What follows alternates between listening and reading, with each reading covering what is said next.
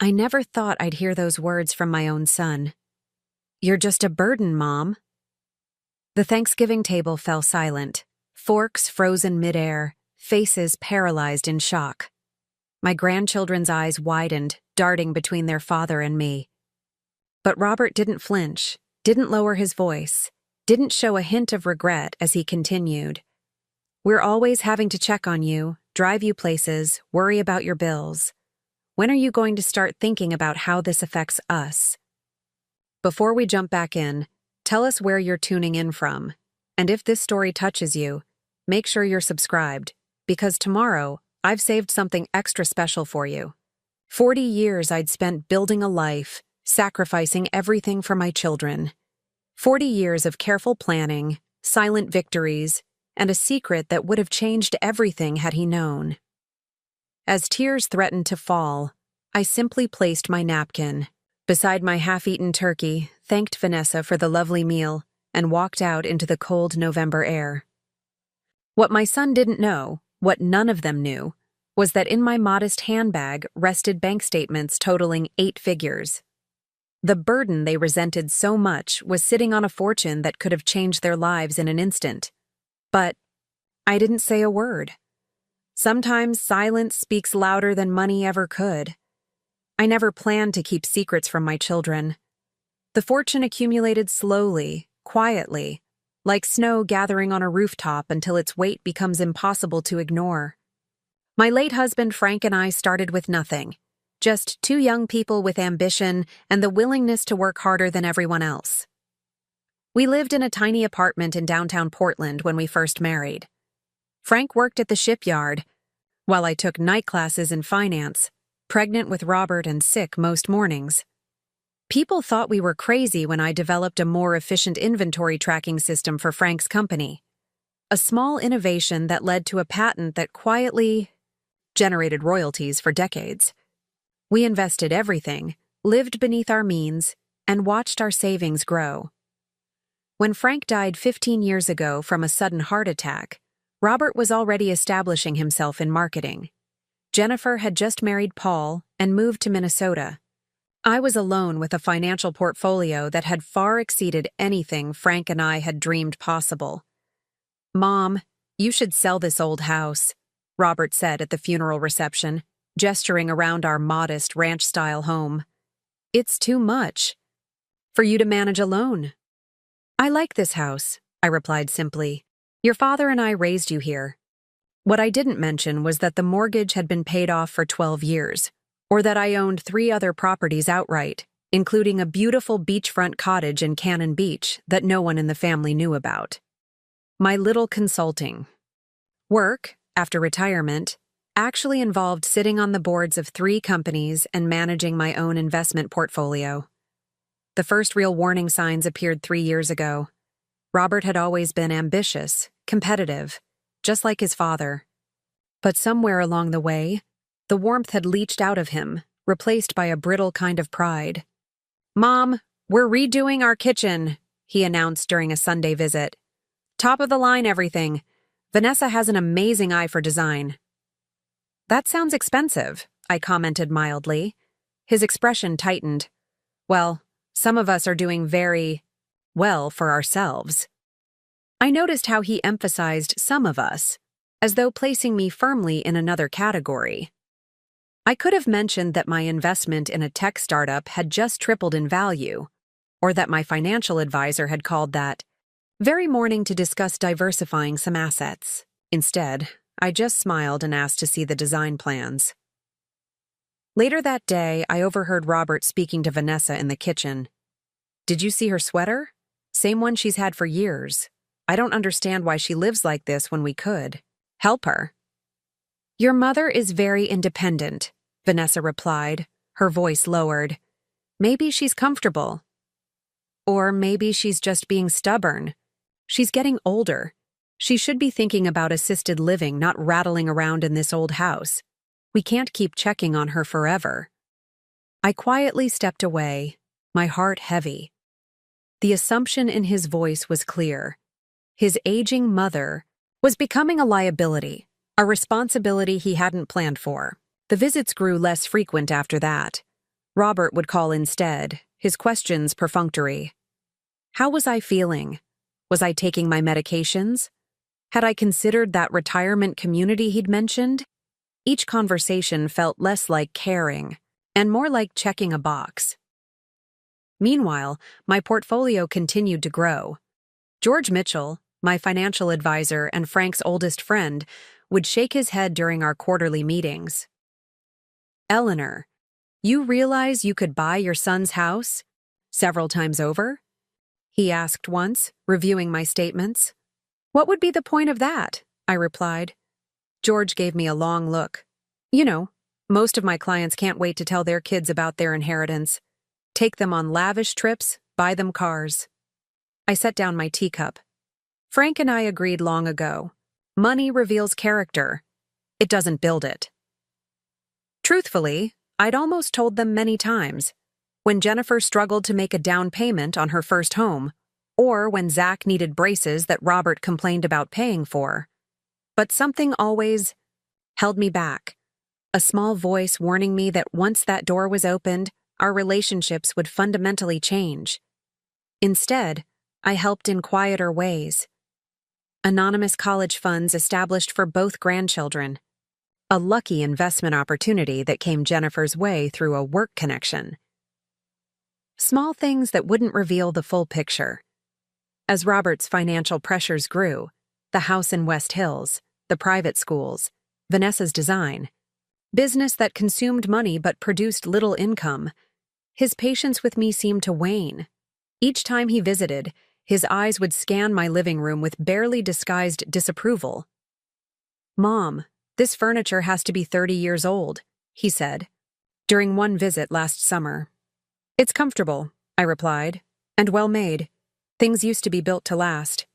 He sighed dramatically. We worry about you living like this. There's no shame in accepting help, you know. I looked around my cozy living room with its bookshelves, family photos, and the quilt Frank's mother had made for our wedding. What Robert saw as outdated, I recognized as valuable. What he interpreted as struggling, I knew as choice. I'm doing just fine, Robert, I said firmly. A flash of irritation crossed his face. Are you, though? Your refrigerator makes that weird noise. Your car is practically ancient, and you still haven't hired someone to clean the gutters like I suggested.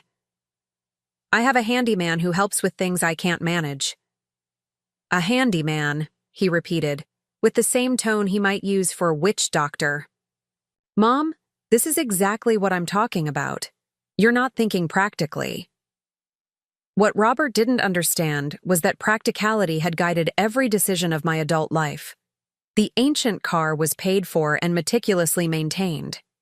The handyman was the brother of a dear friend who needed the work. My life was arranged exactly as I wanted it, comfortable, debt-free, and quietly abundant. As Thanksgiving approached this year, the tension had been building for months. Robert's calls had grown shorter, more perfunctory. When he suggested I join them for the holiday, his tone implied obligation rather than desire. Vanessa's parents. We'll be there, he added, as though offering compensation for my company. That sounds lovely, I said. Should I bring anything? Just yourself, he replied, then added, and maybe take a look at those brochures I left. The senior community has a special right now for new residents. I felt a flicker of anger but tamped it down. I'll see you Thursday, Robert.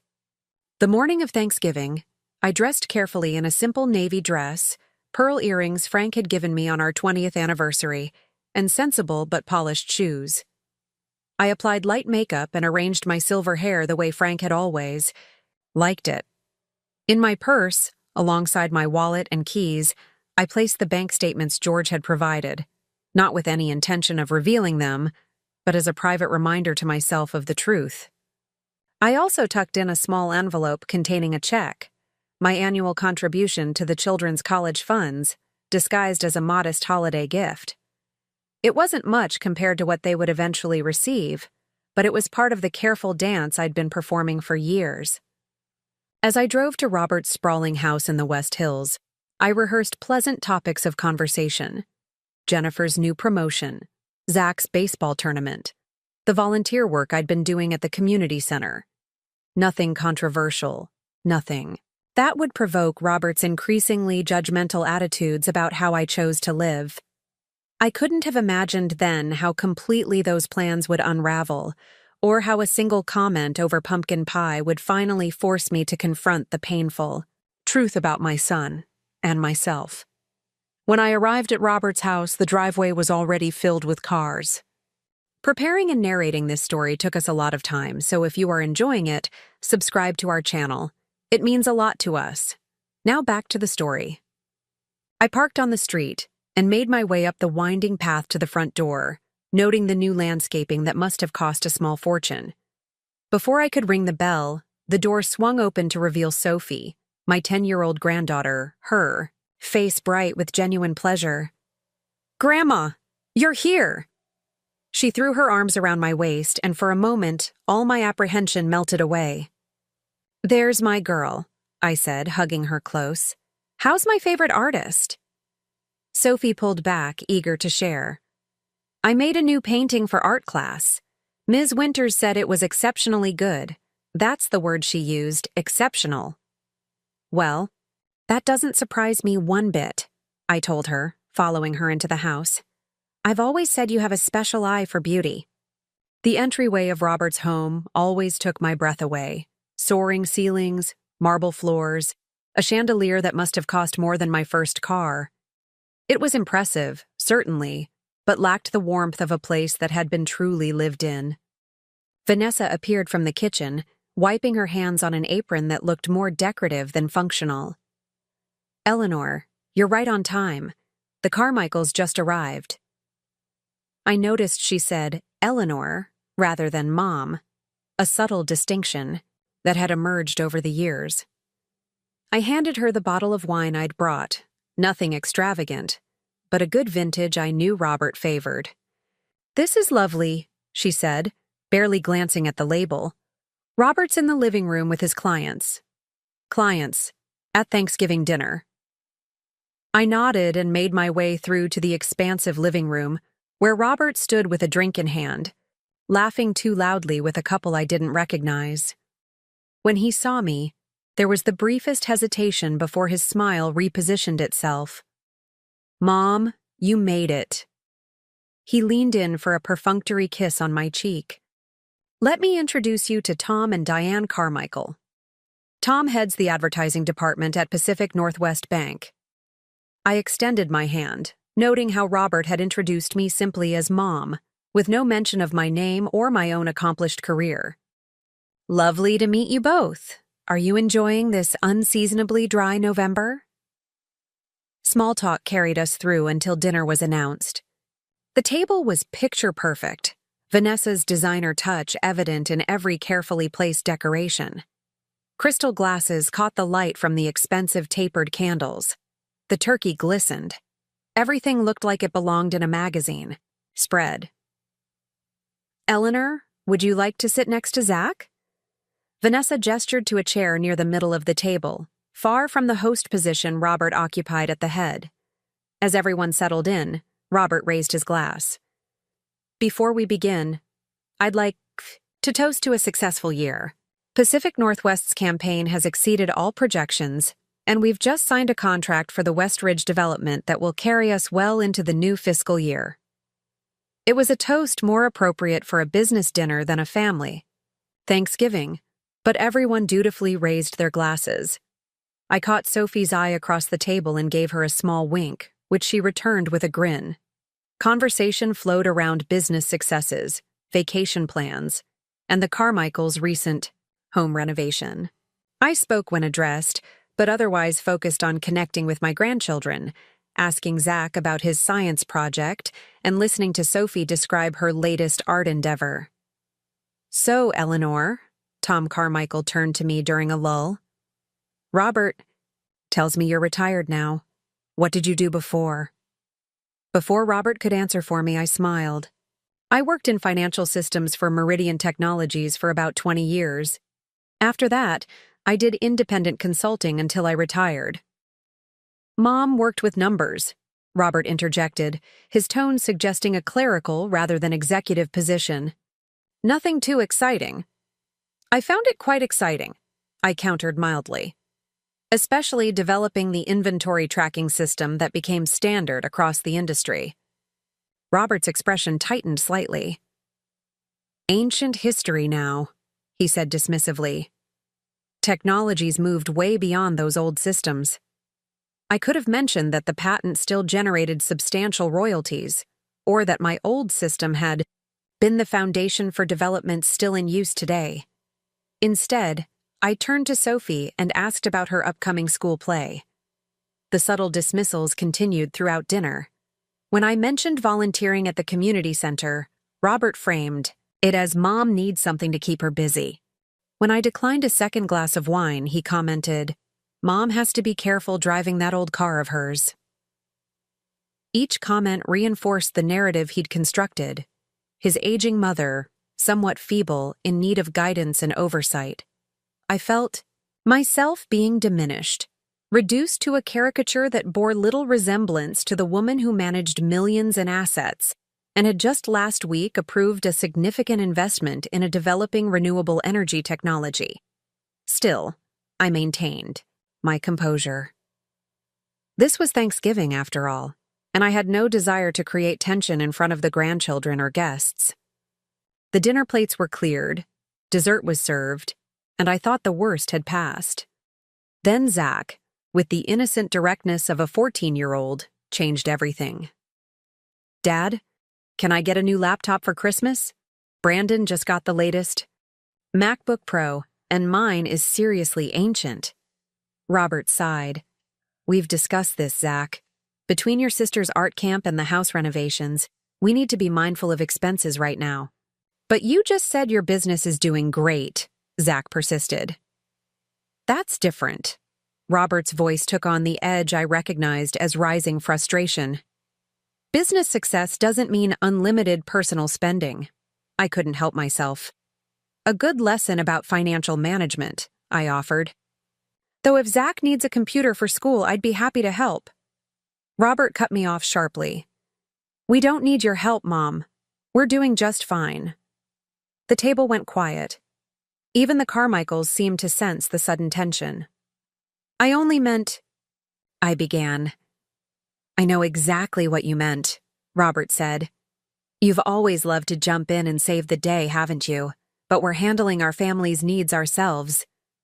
Vanessa touched his arm lightly. Robert, I'm sure your mother was just being generous. He shook her hand away. Yes, generous with money she should be saving for herself. Because who do you think will have to take care of her when that little pension runs out? Who has to drive across town to check on her when she can't be bothered to consider moving somewhere more practical? My checks burned. I've never asked you to take care of me, Robert. Not yet, he scoffed. But it's coming, isn't it? The house you refuse to sell, the retirement savings that can't possibly last at the rate healthcare costs are rising. I placed my napkin on the table, my hands perfectly steady despite the turmoil inside. I assure you, my finances are in order. He laughed, a sharp, dismissive sound. Right, that's why you're driving a 15-year-old car and shopping at discount stores. I choose to live simply, I said quietly. That doesn't mean I'm struggling. Mom, stop. He set down his fork with more force than necessary. It's exhausting, this pride of yours. We all know retired teachers don't exactly retire rich. I hadn't taught in over 30 years, having moved into corporate finance before Robert was even in high school. The fact that he still framed my entire career this way spoke volumes. I think we should change the subject, I suggested, acutely aware of Sophie's wide eyes and the Carmichaels' uncomfortable expressions. Fine, Robert said, his voice rising. Let's change it to something more pleasant than my mother's financial delusions. Like the fact that I'm constantly having to worry about her on top of everything else. No one has asked you to worry, I said, my own temper finally beginning to fray. That's the problem with your generation, he continued as though I hadn't spoken. You never plan ahead, and then your kids have to pick up the pieces. The unfairness of this statement, after decades of careful planning and meticulous financial management, was simply too much. Robert, that's enough, I said firmly. He looked at me then, really looked at me, with an expression I'd never seen directed my way before, contempt mixed with resignation. You're right. It is enough, he said coldly. It's enough pretending this isn't a problem. You're just a burden, Mom. We're always having to check on you, drive you places, worry about your bills. When are you going to start thinking about how this affects us? The table fell silent. The word hung in the air, burden, sharp, and irretrievable. In my purse, just inches from my hand, sat bank statements that could have silenced him instantly. Proof that not only was I not a burden, but I could have purchased his entire life several times over had I wished to. Instead, I carefully placed my napkin beside my plate, rose from my chair, and looked at my son. Thank you for dinner, Vanessa, I said, my voice remarkably steady. I think it's best if I go now. Grandma, no. Sophie's distress was immediate. Dad didn't mean it. But the look on Robert's face told me he had meant every word. He believed I was a burden, a responsibility he resented, an obligation he fulfilled grudgingly. The truth of our relationship lay exposed beneath the crystal and fine china, ugly and undeniable.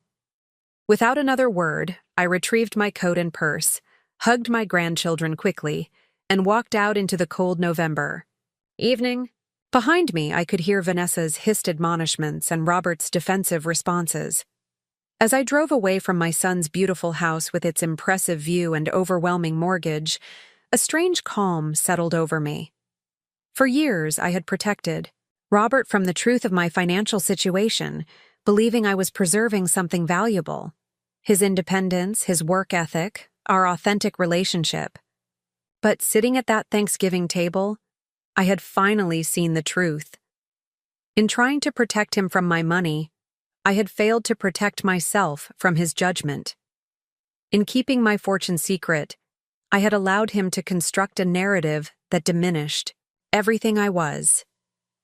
The word burden echoed in my mind as I drove through the darkening streets of Portland, heading not toward my modest ranch house, but in another direction entirely. It was time for some changes, beginning tonight. I drove through the night with tears blurring my vision, but I didn't head home. Instead, I found myself winding along the coastal highway, streetlights giving way to darkness until only my headlights illuminated the empty road ahead. 2 hours later, I pulled into the private driveway of my secret sanctuary, the beachfront cottage at Cannon Beach that no one in my family knew about. The key was hidden where it always was, beneath a weathered piece of driftwood shaped like a crescent moon. The cottage welcomed me with familiar shadows, the distant sound of waves crashing against the shore providing a steady rhythm that calmed my racing heart. I didn't bother with lights at first, just stood in the darkness letting the weight of Robert's words settle around me like heavy stones. Burden. The word tasted bitter. After everything I'd done, everything I'd sacrificed, my own son saw me as nothing more than an inconvenience, a problem to be managed. I fumbled for the light switch, illuminating the cozy living room with its comfortable furniture and walls, lined with books. Unlike my primary residence, I'd indulged myself here. Original artwork, plush rugs, a top-of-the-line kitchen. This was where I allowed myself to live with the wealth I'd earned but never flaunted. I made myself a cup of tea and sat by the large picture window overlooking the moonlit beach. The ocean stretched endlessly before me, vast and indifferent to human concerns. It struck me then, with perfect clarity, that I'd been living an incomplete life, one divided between appearances and reality, between what I allowed others to see and what I kept hidden. My phone buzzed with a text from Vanessa. Eleanor, Robert is upset but didn't mean what he said. Please call when you get home safely. No apology. No acknowledgement of how deeply his words had cut. Just the expectation that I would forgive, as I always had, and life would continue its familiar pattern. I switched off my phone without responding, and spent the night alternating between tears and a strange, liberating anger. By morning, as the sun rose over the Pacific, painting the water in shades of rose and gold, I had made my decision. The charade was over. It was time to live authentically, regardless of the consequences. I spent the next 3 days at the beach, house, thinking, planning, and occasionally walking along the shore, letting the cold wind clear my head. On Sunday evening, I finally returned to Portland, recharged and resolved. The first thing I did was call George Mitchell. I need to make some changes, I told him directly. It's time to stop hiding. George, who had been advising me to be more transparent about my finances for years, didn't sound surprised. What kind of changes did you have in mind, Eleanor? Everything, I replied. I'm selling the ranch house for starters, and I want to update my will. Finally, he sighed with evident relief. What brought this on? The last time we discussed this, you were adamant about maintaining the status quo. I hesitated, the word burden echoing in my mind again. Let's just say I've realized that secrets, even well-intentioned ones, can do more harm than good. The next morning, I contacted a realtor and listed my house for sale. By Wednesday, I had 3 offers well above asking price. I accepted the highest one, a young family with 2 small children who fell in love with the backyard where Robert and Jennifer had once played. The house deserved to be filled with laughter again. I hadn't responded to any of Robert's messages, which had evolved from Vanessa's initial non-apology to increasingly frustrated demands for contact. Mom, you need to pick up. This silent treatment is childish, read the latest one. I almost laughed at the irony. My successful, confident son reduced to petulant texts because his mother had finally refused to play by his rules. Instead of calling, I sent a brief message. I'm fine, taking some time for myself. We'll be in touch when I'm ready.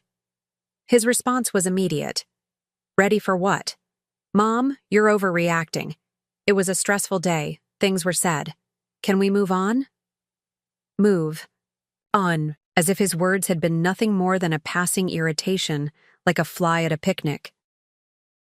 I put the phone away without responding and continued with my plans. The realtor had connected me with a stylish condominium in the Pearl District, Portland's arts neighborhood. The space was modern and open, with floor-to-ceiling windows and a balcony overlooking the city. It cost 3 times what I would earn from selling the ranch house, but money wasn't an issue. For the first time in decades, I allowed myself to purchase what I wanted without considering how it might appear to others. I hired a designer, selected furnishings that pleased me rather than met some artificial standard of appropriate for a woman my age, and arranged for the movers to come the following week. I donated much of my old furniture to a women's shelter and kept only those pieces with genuine sentimental value: Frank's reading chair, our wedding photo, the quilt his mother had made. Through it all, Robert continued his campaign of texts and voicemails, each one more demanding than the last. Mom, Zach has a game this weekend. He's expecting you to be there. And later, Vanessa says she stopped by the house and no one answered. Are you deliberately avoiding us? Finally, after nearly 2 weeks of silence, he escalated to what he clearly thought was his nuclear option. If you don't respond, I'm going to call the police for a welfare check. This isn't normal behavior. That was when I finally called him back. There's no need for the police, I said when he answered, my voice calm and controlled. I'm perfectly fine. Mom! Relief and irritation mingled in his voice. Where have you been? We've been worried sick. I told you I was taking some time for myself. I needed to think. Think about what? Look, If this is still about Thanksgiving, I've apologized. What more do you want? I paused, considering my words carefully. You haven't apologized, Robert. Not once. You've justified, you've minimized, but you haven't actually apologized. The silence on his end was telling. Finally, he sighed dramatically. Fine. I'm sorry if what I said hurt your feelings. It came out wrong. Now can we please move past this? I am moving past it, I replied. In fact, I've sold the house. You what? His shock was almost comical. Mom, are you serious? Why? Would you do something like that without talking to us first? I don't need permission to sell my own property, Robert. But where are you going to live? Please tell me you're not moving to that depressing senior community. I've purchased a condominium downtown. I move in next week. Another stunned silence. How can you possibly afford a condo downtown? Those places cost a fortune. And there it was, the assumption that had underpinned our relationship for so long. The belief that I was financially vulnerable, teetering on the edge of dependence. I can afford it, I said simply. Money isn't an issue. What does that mean? His voice had taken on a sharp edge. Mom, have you been keeping secrets from us? We'll discuss everything soon, I promised. I'm hosting a family dinner next. Saturday at my new place. I'd like you, Vanessa, and the children to come. I've already spoken to Jennifer, and she and Paul are flying in. Jennifer's coming? You told her about selling the house before telling me? I ignored the accusation in his voice. Saturday? At 6. I'll text you the address. And Robert? This is important. I need everyone to be there. He agreed, though not without further protestations and questions, all of which I deflected. The conversation ended with him still confused and slightly angry, but I felt lighter than I had in years. The truth was finally coming to light, one piece at a time. The move itself was surprisingly painless. The company I hired handled everything efficiently, and by Friday afternoon, I was settling into my new home. The space felt both foreign and right, like slipping into an elegant dress after years of wearing only comfortable but faded clothes. George arrived that evening with a bottle of champagne and a worried expression. Are you sure about this, Eleanor? Revealing everything at once could be quite a shock. I gestured around the beautifully appointed living room, with its expansive views of the city lights beginning to twinkle in the twilight. I'm done hiding, George. If Robert can't handle the truth, that's his problem, not mine. George studied me for a moment, then nodded slowly. I've never seen you like this before. It suits you. We shared the champagne and finalized the details for the next day's gathering. George would be there as my financial advisor, ready to explain the full extent of my assets and the changes I'd made to my estate planning. It wasn't going to be an easy conversation, but it was a necessary one. Jennifer and Paul arrived early Saturday morning, their flight having landed at dawn. I'd arranged for a car to bring them directly to the condo, and the moment I opened the door, Jennifer threw her arms around me. Mom, this place is incredible. She pulled back, her eyes scanning my face anxiously. Are you really okay? When you called about Robert and Thanksgiving, I couldn't believe it. I'm better than okay, I assured her, hugging Paul as well. Come in, let me show you around. Jennifer had always been more perceptive than her brother, more attuned to the emotional undercurrents in our family. As we toured the condo, she asked thoughtful questions about my decision to move, commenting on how the space seemed to reflect me in a way the old house never had. You seem different, she said finally, as we stood on the balcony overlooking the city. More. Yourself. I smiled, touched by her insight. That's exactly how I feel. For too long, I've been living a half-life, Jennifer, afraid that if I showed who I really was, what I really had, it would change how you and Robert saw me. Nothing could change how I see you, Mom, she said softly. You're the strongest person I know. Paul nodded in agreement. Jennifer's right. And for what it's worth, I think it's about time Robert learned who his mother really is. The warmth of their support carried me through the preparations for dinner. I'd arranged for a catering service, something I would never have done in the past, and the dining room table was set with the fine china and silver that had been stored away for special occasions that somehow never seemed to come. At precisely 6 o'clock, the doorbell rang. I took a deep breath, squeezed Jennifer's hand for reassurance, and went to greet the rest of my family. Robert's expression as he stepped into the foyer was priceless, eyes widening as he took in the soaring ceilings, the artwork, the unmistakable luxury of the space. Vanessa made no attempt to hide her shock, her gaze darting from one expensive fixture to another with naked assessment. "Grandma, this place is awesome!" Zach exclaimed, breaking the tense silence. "You can see the whole city from here." Sophie was already moving toward the windows, her artist's eye drawn to the panoramic view. "It's like living in the sky." I welcomed them all, accepting brief, awkward hugs from Robert and Vanessa, before leading them into the living room, where Jennifer and Paul waited. George stood near the fireplace, professional in his tailored suit, a folder tucked discreetly under his arm. "You remember George Mitchell," I said to Robert. "He was your father's closest friend." Robert nodded, stiffly. "Of course, though I'm not sure why your financial advisor needs to be at a family dinner." "All in good time," I replied, gesturing toward the seating area. "Shall we have a drink before dinner?" The next hour was a strange dance of superficial conversation, layered over obvious tension. Robert kept glancing around the condo, his expression growing increasingly confused and suspicious. Vanessa made several probing comments about the cost of various items, which I neither confirmed nor denied. The children, blissfully unaware of the undercurrents, chatted enthusiastically about school and friends. When we finally moved to the dining room for dinner, Robert could contain himself no longer. "All right, Mom, what's going on? First you disappear for 2 weeks, then you sell the house without telling anyone, and now you're living in a place that must cost more than my annual salary. Where is this money coming from?" I carefully placed my napkin in my lap, looking directly at my son. "That's why I asked everyone to come tonight, Robert. It's time for some honesty." "What does that mean?"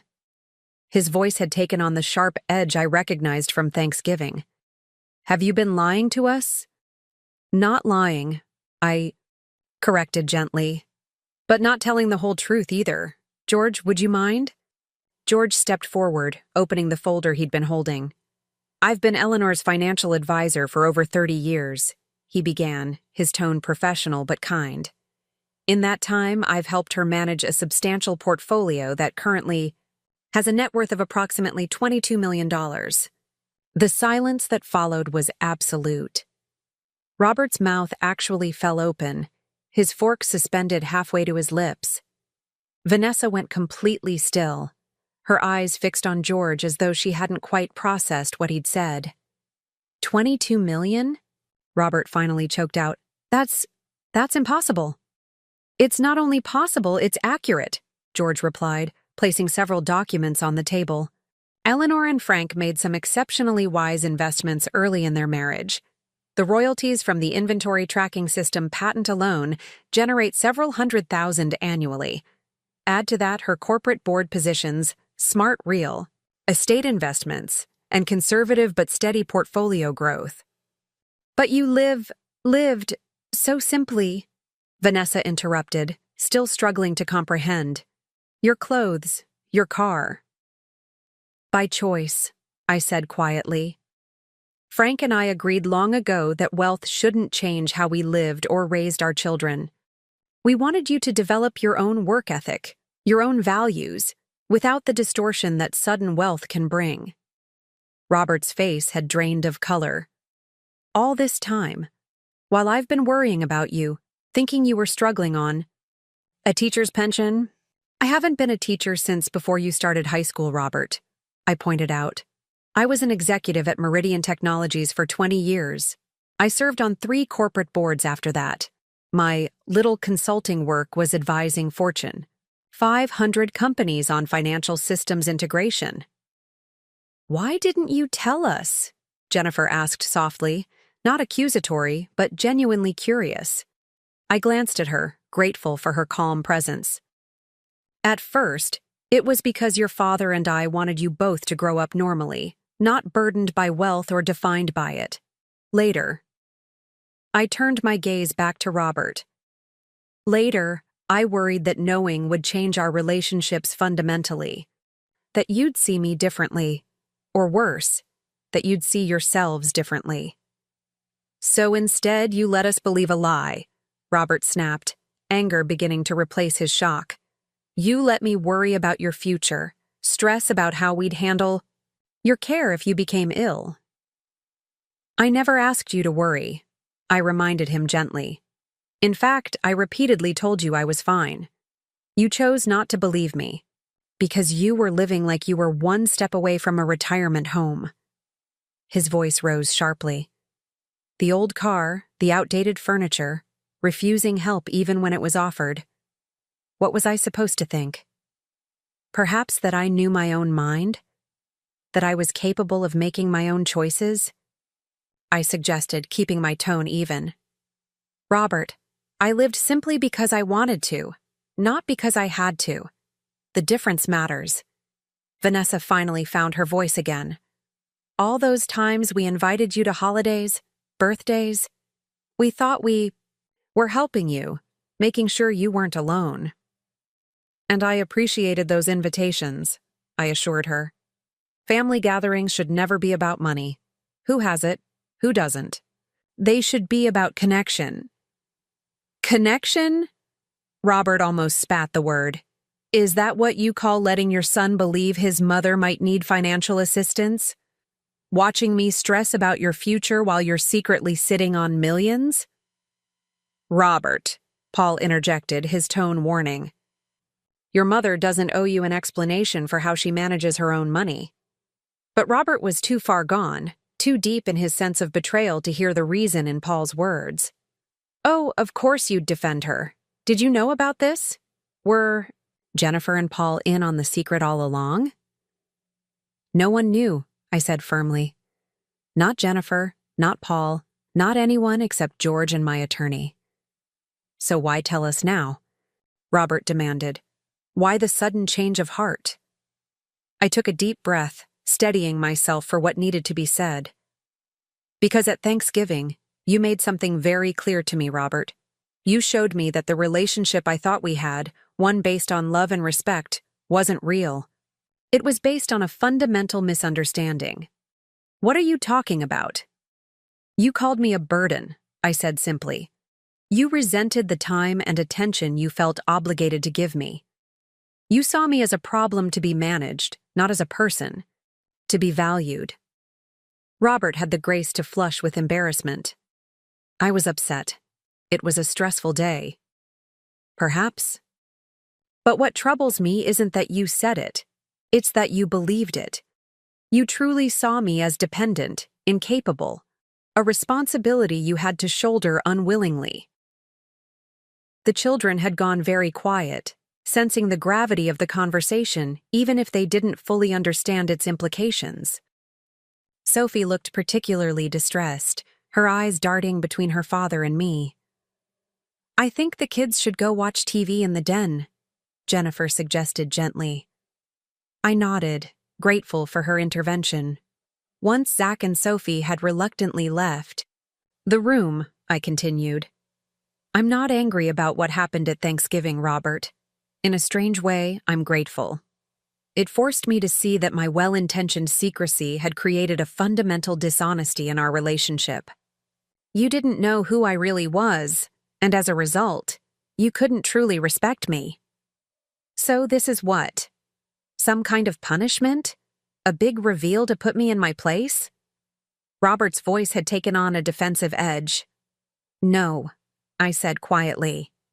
"It's an invitation to start over, to build a relationship based on truth, not assumptions." George cleared his throat. There's more, Eleanor. The estate planning changes. Robert's head snapped up. Estate planning? What changes? I nodded to George, who continued. Eleanor has restructured her will and established several trusts. The details are complex, but the essence is this.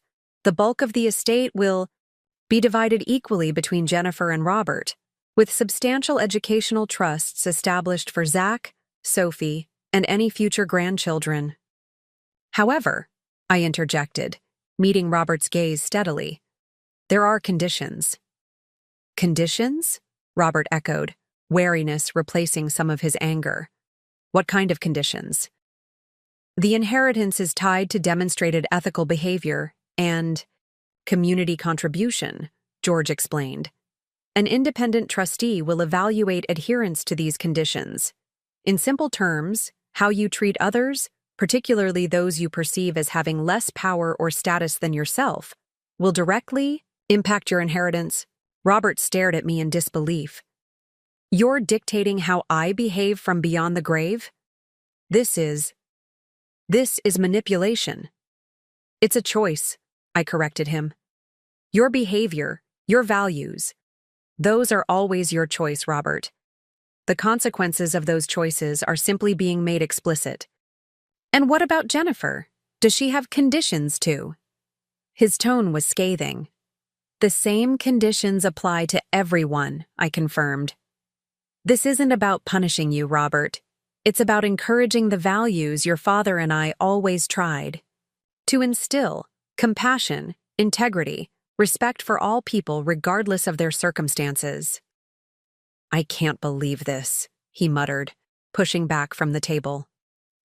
All these years letting us think you were struggling, and now you're using your money to control us. That's not fair, Robert, Jennifer said, her voice quiet but firm. Mom has every right to distribute her estate however she chooses. She earned that money. Of course you'd take her side, he snapped. Perfect Jennifer, who visits twice a year and calls on Sundays. You haven't had to deal with the day-to-day reality of an aging parent. The reality you're describing is one you created, I pointed out. I never asked for your supervision or your concern. Those were assumptions you made based on an incomplete picture. Vanessa, who had been uncharacteristically quiet, suddenly spoke up. All those times we invited you for holidays, drove across town to check on you, was that all just a joke to you? Watching us worry while you secretly had millions? It was never a joke, I replied, feeling a twinge of genuine regret. I appreciated your concern, even as I tried to assure you it wasn't necessary. But I've realized that my desire to protect you from the complications of wealth ended up creating a different kind of problem, one where you saw me as less capable, less complete than I actually am. Robert stood abruptly. I need some air.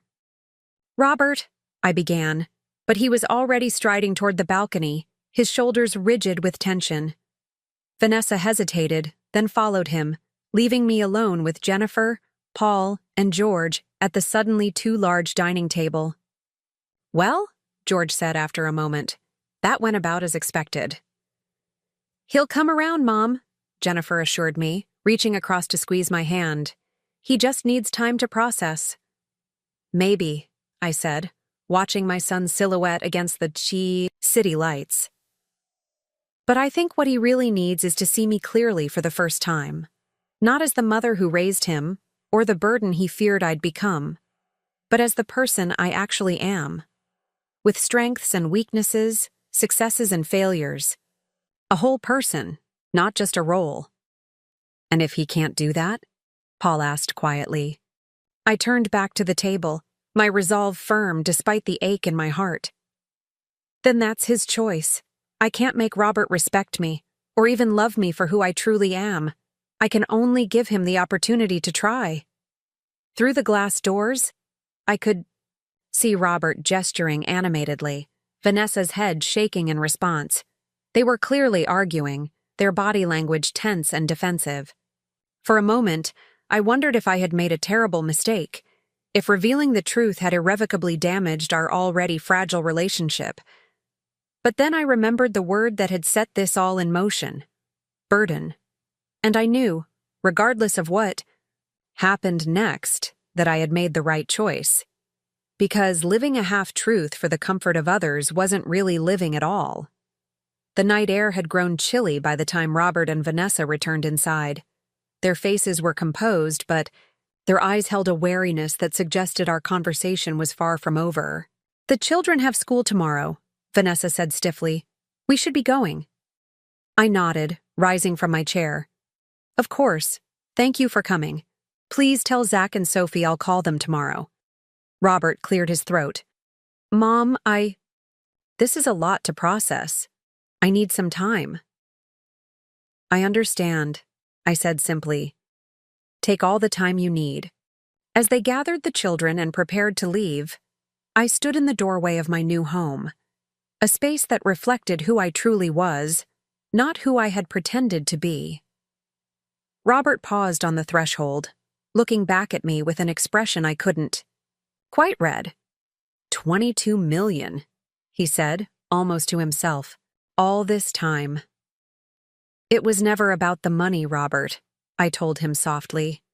"It was about being seen for who I am, not what I have, or what you thought I lacked." He shook his head slightly, as though trying to reconcile the mother he had known with the woman standing before him now. "I don't know who you are anymore." "That's the thing, Robert," I replied, a sad smile touching my lips. "You never really did, but now you have the chance to find out, if you want to." He didn't answer, just turned and walked toward the elevator where Vanessa and the children waited. I watched until the doors closed, then slowly shut my own door, and leaned against it, emotionally exhausted but strangely liberated. Jennifer approached, wrapping an arm around my shoulders. "You okay?" "I will be," I assured her, straightening my spine. This was long overdue. "What happens now?" she asked. I looked around the beautiful space that represented my new beginning, my authentic life. "Now we wait. Robert has a choice to make. He can either accept me as I am, with all my complexities, or he can cling to the simplified version of me he's created in his mind." "And if he chooses wrong?" Paul asked, joining us. I smiled, feeling stronger than I had in years. "Then I'll be disappointed, but not defeated. I've spent too many years living according to others' expectations. I won't do it anymore, not even for my son." As Jennifer and Paul prepared the guest room for their stay, I walked out onto the balcony where Robert and Vanessa had argued earlier.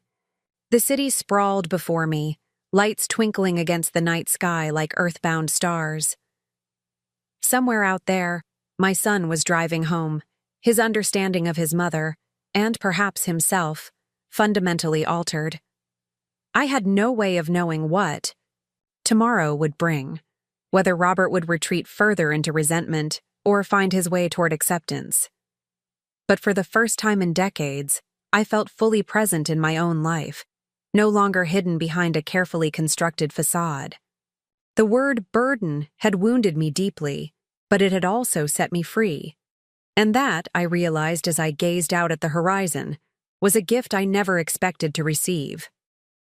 2 weeks passed with no word from Robert. The silence was deafening but not entirely unexpected. I knew my son well enough to recognize that his pride had been wounded, his worldview shaken. He needed time to reconcile the mother he thought he knew with the reality now confronting him. Jennifer and Paul stayed for 3 days after the revelation, dinner, offering support and perspective before flying back to Minnesota. In their absence, I settled into my new life with surprising ease. The Pearl District condo quickly began to feel like home. I established a morning routine, coffee on the balcony watching the city come alive, a brisk walk through the neighborhood, then either volunteer work at the community center or meetings with various investment partners. For the first time in 2 decades, I wasn't tempering my actions or moderating my lifestyle to maintain an illusion. The freedom was intoxicating. I spoke with Zach and Sophie regularly, careful not to put them in the middle of the tension between their father and me. They were fascinated by my new home, especially the building's rooftop garden where I'd started growing herbs and flowers in colorful ceramic pots. "Dad's been weird," Zach confided during one of our phone conversations. "He keeps looking at old photo albums and not talking much." "Your father has a lot to think about," I replied neutrally. "Change isn't easy for anyone." "He told Mom he doesn't know who you are anymore," Sophie added, her young voice troubled. "But you're still just Grandma, right?" The innocence of her question made my heart ache. "I'm still me, sweetheart." Sometimes adults have complicated feelings when they discover new things about people they thought they knew everything about. Like when I found out Zach was afraid of butterflies. "Even though he pretends to be so brave?" she asked, giggling. "Hey, I'm not afraid of them. I just don't like how they flutter unpredictably," Zach protested in the background. I smiled, grateful for their resilience. "Something like that. Your dad will sort through his feelings eventually." After hanging up, I sat with my thoughts, wondering what Robert was doing with the information that had so thoroughly disrupted his perception of me. Was he angry? Confused? Perhaps even examining his own behavior? I hoped it was the latter, but experience had taught me not to expect sudden enlightenment. The following Tuesday, I received an unexpected visitor. I was reviewing some investment proposals when the concierge called to announce that Vanessa was in the lobby, asking to see me. "Send her up," I said, surprised but curious. When I opened the door, Vanessa stood there looking uncharacteristically uncertain. Gone was the polished, slightly superior daughter-in-law I was accustomed to. Instead, she seemed smaller somehow, less assured. "Eleanor," she began, then hesitated. "Thank you for seeing me. I wasn't sure you would." "Of course," I stepped aside, gesturing her in. "Would you like some tea?" She nodded, glancing around the condo with new eyes, not assessing its value as she had before, but seemingly trying to discover something about me in its furnishings and art. I busied myself, in the kitchen, giving her space to gather her thoughts. When I returned with the tea tray, she was standing by the bookshelf, examining a framed photograph of Frank and me from our early days. "You look so happy," she commented, accepting the cup I offered. "We were," I confirmed. "Not because we had money, we didn't at that point, but because we had purpose and each other." Vanessa sat on the edge of the sofa, cradling her teacup. "Robert hasn't been sleeping," she said abruptly. "He paces at night, goes through old family papers, questions everything." "I'm sorry to hear that," I said sincerely.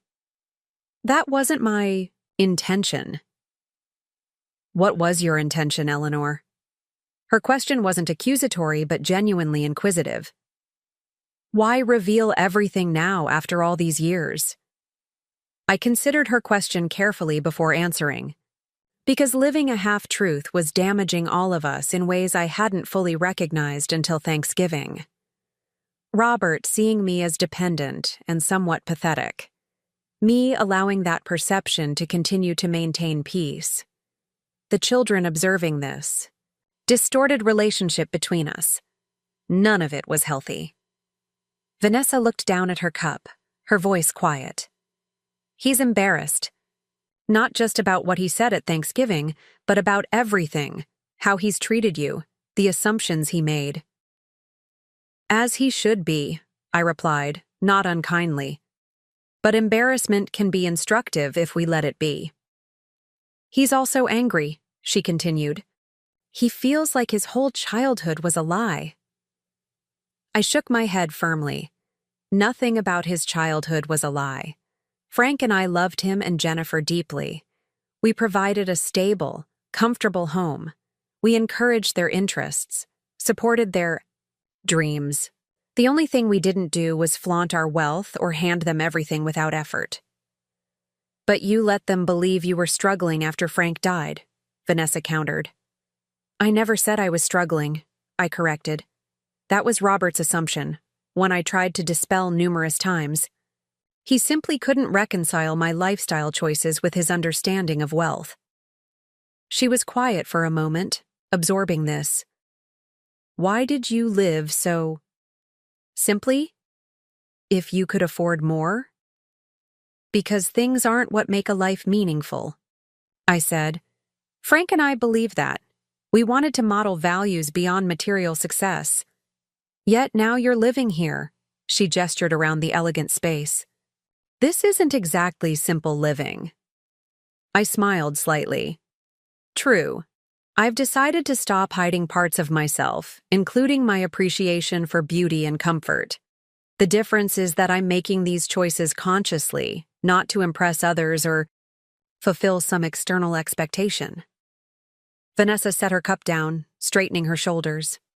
Robert doesn't know I'm here. He wouldn't approve. Why did you come, Vanessa? She met my gaze directly for perhaps the first time in our relationship. Because I need to understand what happens now, for the children's sake, if nothing else. That depends largely on Robert, I replied honestly. I've made my position clear. I want a relationship with my son and his family, but not one based on false premises or lack of respect. And the money? She asked, a hint of her old directness returning. The inheritance conditions. Those stand, I said firmly. Not as punishment, but as reflection of my values. How we treat others matters, especially those we perceive as vulnerable or less fortunate. Vanessa nodded slowly, absorbing this. He thinks you don't trust him. This isn't about trust. It's about legacy. What values do I want my estate to reinforce? Certainly not the attitudes I witnessed at Thanksgiving. She flinched slightly at the reference but didn't argue. The children miss you, she said instead. Especially Sophie. She keeps asking when she can see your new sky house. They're welcome any time, I assured her, with or without Robert. They shouldn't suffer because of adult disagreements. Vanessa gathered her purse, preparing to leave. At the door, she paused. He's a good man, Eleanor. Stubborn and sometimes blind to his own flaws, but good at his core.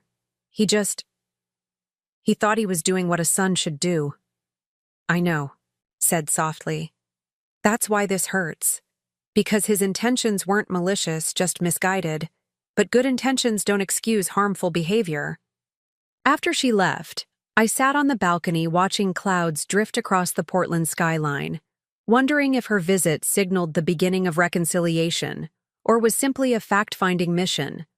Either way, it was the first crack in the wall of silence Robert had erected, and that gave me hope. Hope, however, proved premature. Another week passed without contact from Robert, though Sophie called twice, excited about an upcoming art show at her school. I want you to come, Grandma. I did a painting of your beach house. I froze.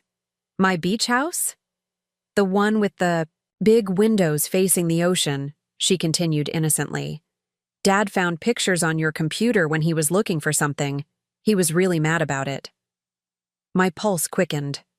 Sophie, when did your father use my computer?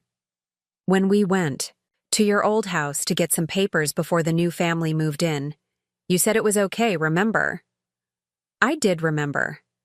I'd given Robert permission to retrieve some family documents from my old desk.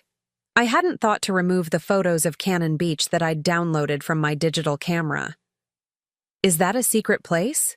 Sophie asked, concerned by my silence. No, sweetheart, not anymore, I replied, my mind racing. It's just a special place I like to visit to think. After we hung up, I immediately called George. Robert knows about the beach house, I told him without preamble. George sighed heavily. I was afraid something like this might happen. How much do you think he found? I'm not sure, just photos possibly. But it's another piece of evidence. That I wasn't what he thought I was. Do you want me to contact him? George offered. Try to explain? No, I decided. The ball is in his court now. Let's see what he does with this new information. I didn't have to wait long. The next morning, my doorbell rang at 7:30 a.m. When I checked the security monitor, Robert was standing in the hallway, his posture rigid with tension. I took a deep breath and opened the door. "Good morning, Robert." He didn't respond to the me. "Greeting. Just walked past me into the condo."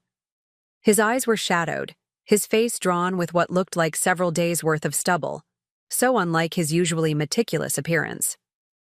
"I went through the storage unit," he said without preamble. "The one Dad maintained?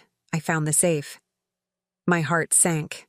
The safe contained documents detailing many of our early investments, property deeds, and other financial records Frank had meticulously maintained. "I see," I said, closing the door. "Would you like some coffee?" "Coffee?" he repeated incredulously. "I've just discovered that my entire understanding of my family's history is a fabrication, and you're offering coffee? What would you prefer, Robert? A full accounting of every financial decision your father and I ever made. Would that satisfy you?" He ran a hand through his disheveled hair. "I want the truth. All of it. No more convenient omissions, no more protecting me." "All right," I agreed, gesturing toward the living room. "But this may take a while." For the next 3 hours, I walked Robert through the history he had never known. How his father and I had started with nothing. The small apartment where we'd lived when he was born. The inventory system patent that became the foundation of our wealth. The careful investments. The properties acquired over decades. The board. Positions I'd accepted after Frank died. Robert listened in tense silence, occasionally asking a sharp question, but mostly absorbing the narrative with an unreadable expression. "All those years after Dad died," he said finally, "when I thought you were barely getting by on his pension and your savings, you were actually, what, a millionaire many times over?" "Yes," I confirmed simply. "And the times I offered to help with bills, repairs on the house, a new car, you were just what? Laughing at me behind my back?" "I was never laughing, Robert. I was touched by your concern, even as I tried to tell you it wasn't necessary." He stood abruptly, pacing the room. "The beach house. How long have you had that?" 15 years. I bought it after your father died. It's where I go when I need space to think. All those holidays when we thought you were alone, feeling sorry for you, and you were actually at your secret beach getaway?" His voice had taken on a bitter edge. "Not all holidays," I clarified. "And I never asked for your pity, Robert. That was something you chose to give." "Because you created the conditions for it," he exploded. "Living in that old house, driving that ancient car, wearing clothes from a decade ago. What was I supposed to think?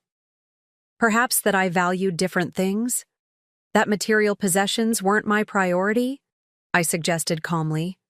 "Or perhaps you could have simply believed me when I repeatedly told you I was fine." "Fine isn't the same as secretly wealthy," he shouted, his face flushing. "You deliberately misled us." "I chose privacy," I corrected, "and simplicity, neither of which required me to broadcast my net worth. What about trust? What about honesty? Aren't those values too?" His voice cracked slightly. I felt a pang of genuine regret. "You're right to feel hurt about that aspect, Robert. The longer I maintained the separation between my public and private lives, the harder it became to bridge that gap. I worried how you would react to learning the truth." "Well, now you know," he said bitterly. "I react badly. Is that what you wanted to find out? Some kind of twisted test?" "No test," I said quietly. "Just a recognition that things couldn't continue as they were." After Thanksgiving, it became clear that my silence was enabling a dynamic between us that was harmful to both of us. Robert stopped his pacing, suddenly looking exhausted. "You should have told us after Dad died. We had a right to know." "Perhaps," I conceded, "though I'm not convinced you would have handled it any better then."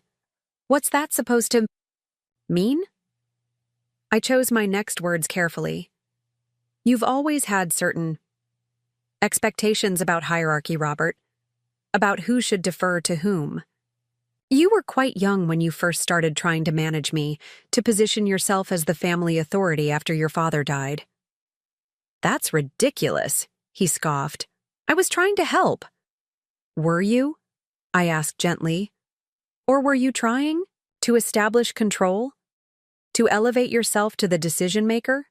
The wise protector of your supposedly fragile mother? His face flushed again, but he didn't respond immediately. Think about it, I continued. You've spent years dismissing my opinions, questioning my choices, treating my life experiences as irrelevant or outdated. Would knowing I was financially successful have changed that fundamental attitude? Or would you have simply found other reasons to position yourself as superior? That's not fair, he protested, but with less conviction. Isn't it? At Thanksgiving, you called me a burden. Not because I had ever asked for support, financial or otherwise, but because I hadn't conformed to your idea of how an aging parent should behave.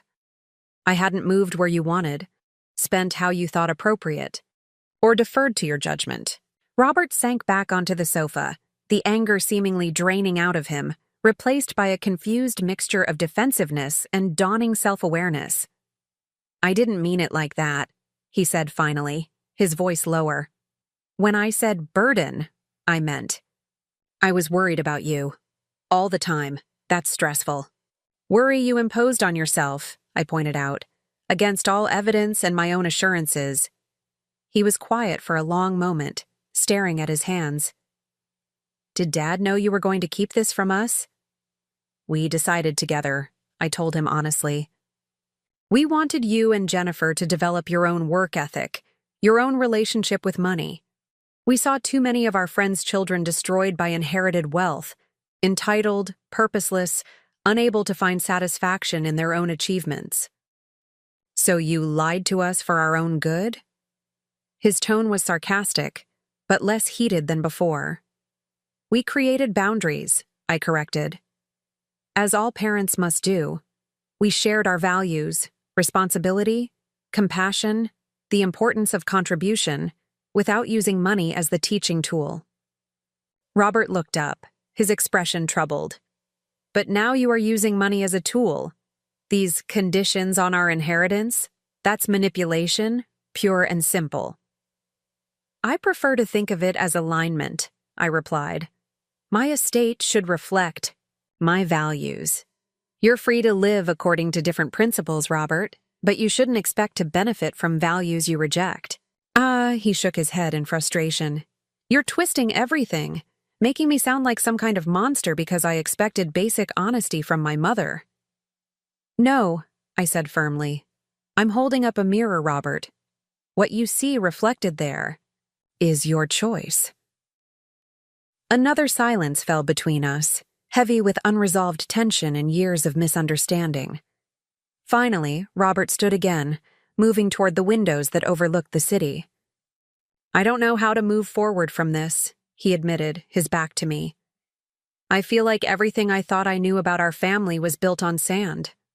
Not everything, I said softly. The love was real, Robert. The values we tried to instill. Those were genuine. The only thing that wasn't what it seemed was our financial situation. But that colored everything else, he insisted, turning back to face me.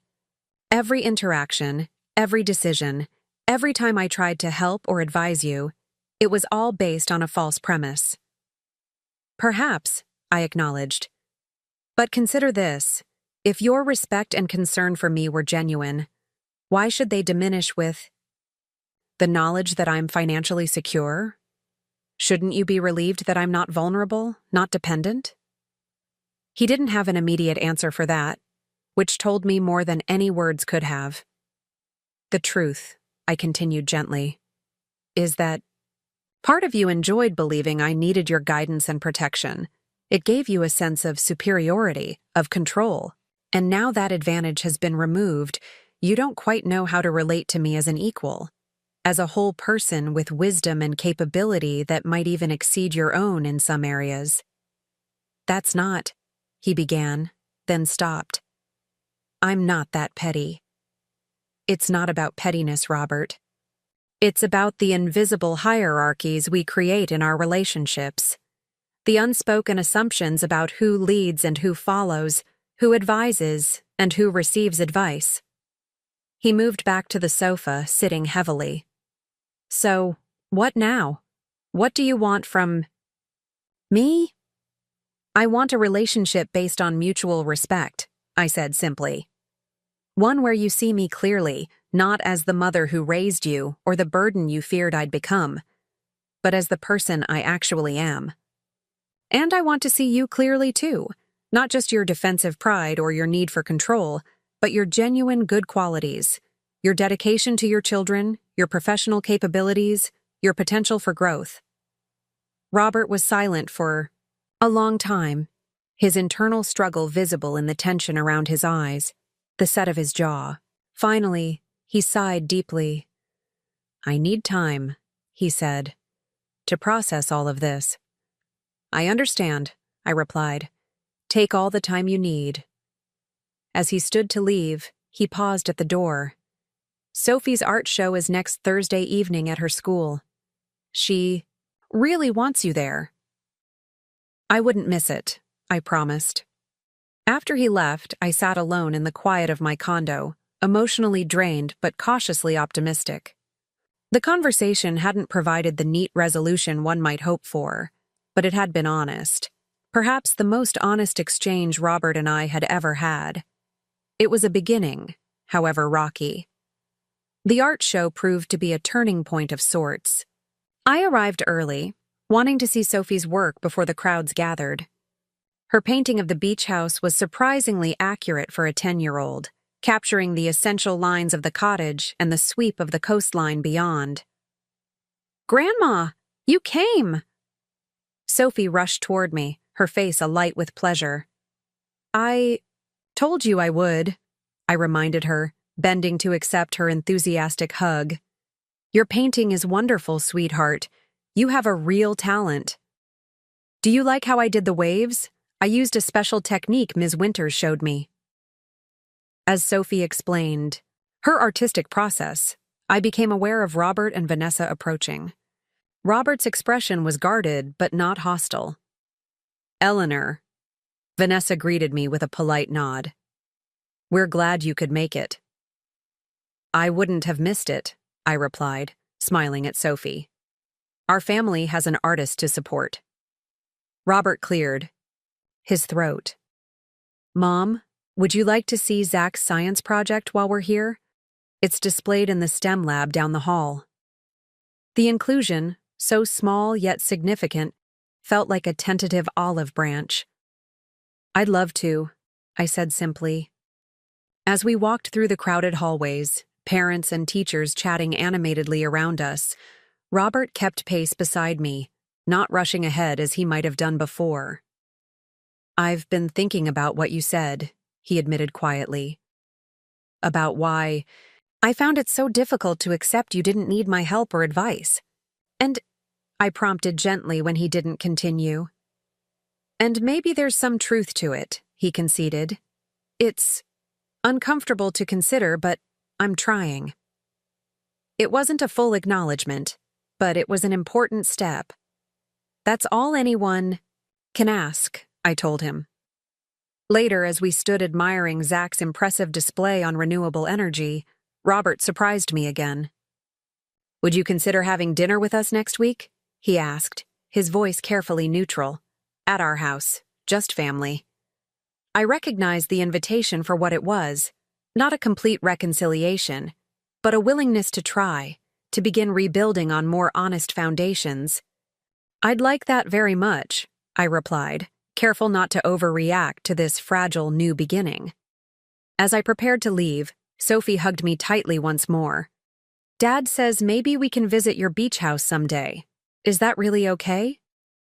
I looked at Robert over her head, his expression a complex mixture of lingering resentment and genuine effort. Yes, I told her, Maintaining eye contact with my son. I think that would be wonderful. When everyone is ready. The drive home that evening felt different somehow, as though a weight had shifted. Not disappeared entirely, but redistributed in a way that made it more bearable. The word burden still echoed occasionally in my mind, but its power to wound was diminishing. I had lived too much of my life in careful compartments, presenting different versions of myself to different people. Now, for better or worse, all those barriers had come down. The integration was sometimes painful, often messy, but ultimately necessary. For the first time in decades, I was fully myself, not just a mother or a widow or a wealthy woman pretending otherwise, but all of these things and more. As I entered my condo, the city lights sparkling beyond the windows, I felt a deep sense of peace despite the unresolved tensions with Robert. The truth hadn't fixed everything, but it had created the possibility of something more authentic between us. And that, I realized as I watched a plane's lights move slowly across the night sky, was worth more than all the millions in my accounts. The breaking point that had started at Thanksgiving, painful as it was, had ultimately created an opening for something new to emerge. Not a fairy tale resolution, but a more honest beginning. And at 65, I was finally ready to embrace that beginning, whatever it might bring. Family dinner at Robert and Vanessa's house proved to be a delicate dance of new boundaries and cautious conversation. The formal dining room felt different somehow. The expensive furniture and carefully curated decor now seemed less impressive, more like props in a performance of success. Vanessa had prepared an elaborate meal, clearly making an effort, though the tension in her movements betrayed her nervousness. "This salmon is delicious," I commented, searching for neutral ground. "Is that dill in the sauce?" "Yes, it's a new recipe," Vanessa replied, visibly relieved to discuss something uncomplicated. "I found it in that cooking magazine you gave me for Christmas." Robert remained mostly quiet, watching our interaction with an intensity that suggested he was analyzing every word, every gesture. The children, blessedly oblivious to the undercurrents, carried most of the conversation. Zach describing his science club's upcoming competition, Sophie recounting her art teacher's praise for her. "Beach house painting. Ms. Winters said my use of perspective shows natural talent," she announced proudly. "That doesn't surprise me at all," I told her warmly. "You've always had a good eye for detail." "Like Grandma," Zach added unexpectedly. "Dad says that's where Sophie gets it from." Robert looked up, momentarily startled by being quoted. "I did say that," he acknowledged, meeting my gaze briefly. "You always notice things others miss." The small acknowledgement felt significant, a recognition of a quality he valued in me, something beyond the narrow role he'd previously assigned me.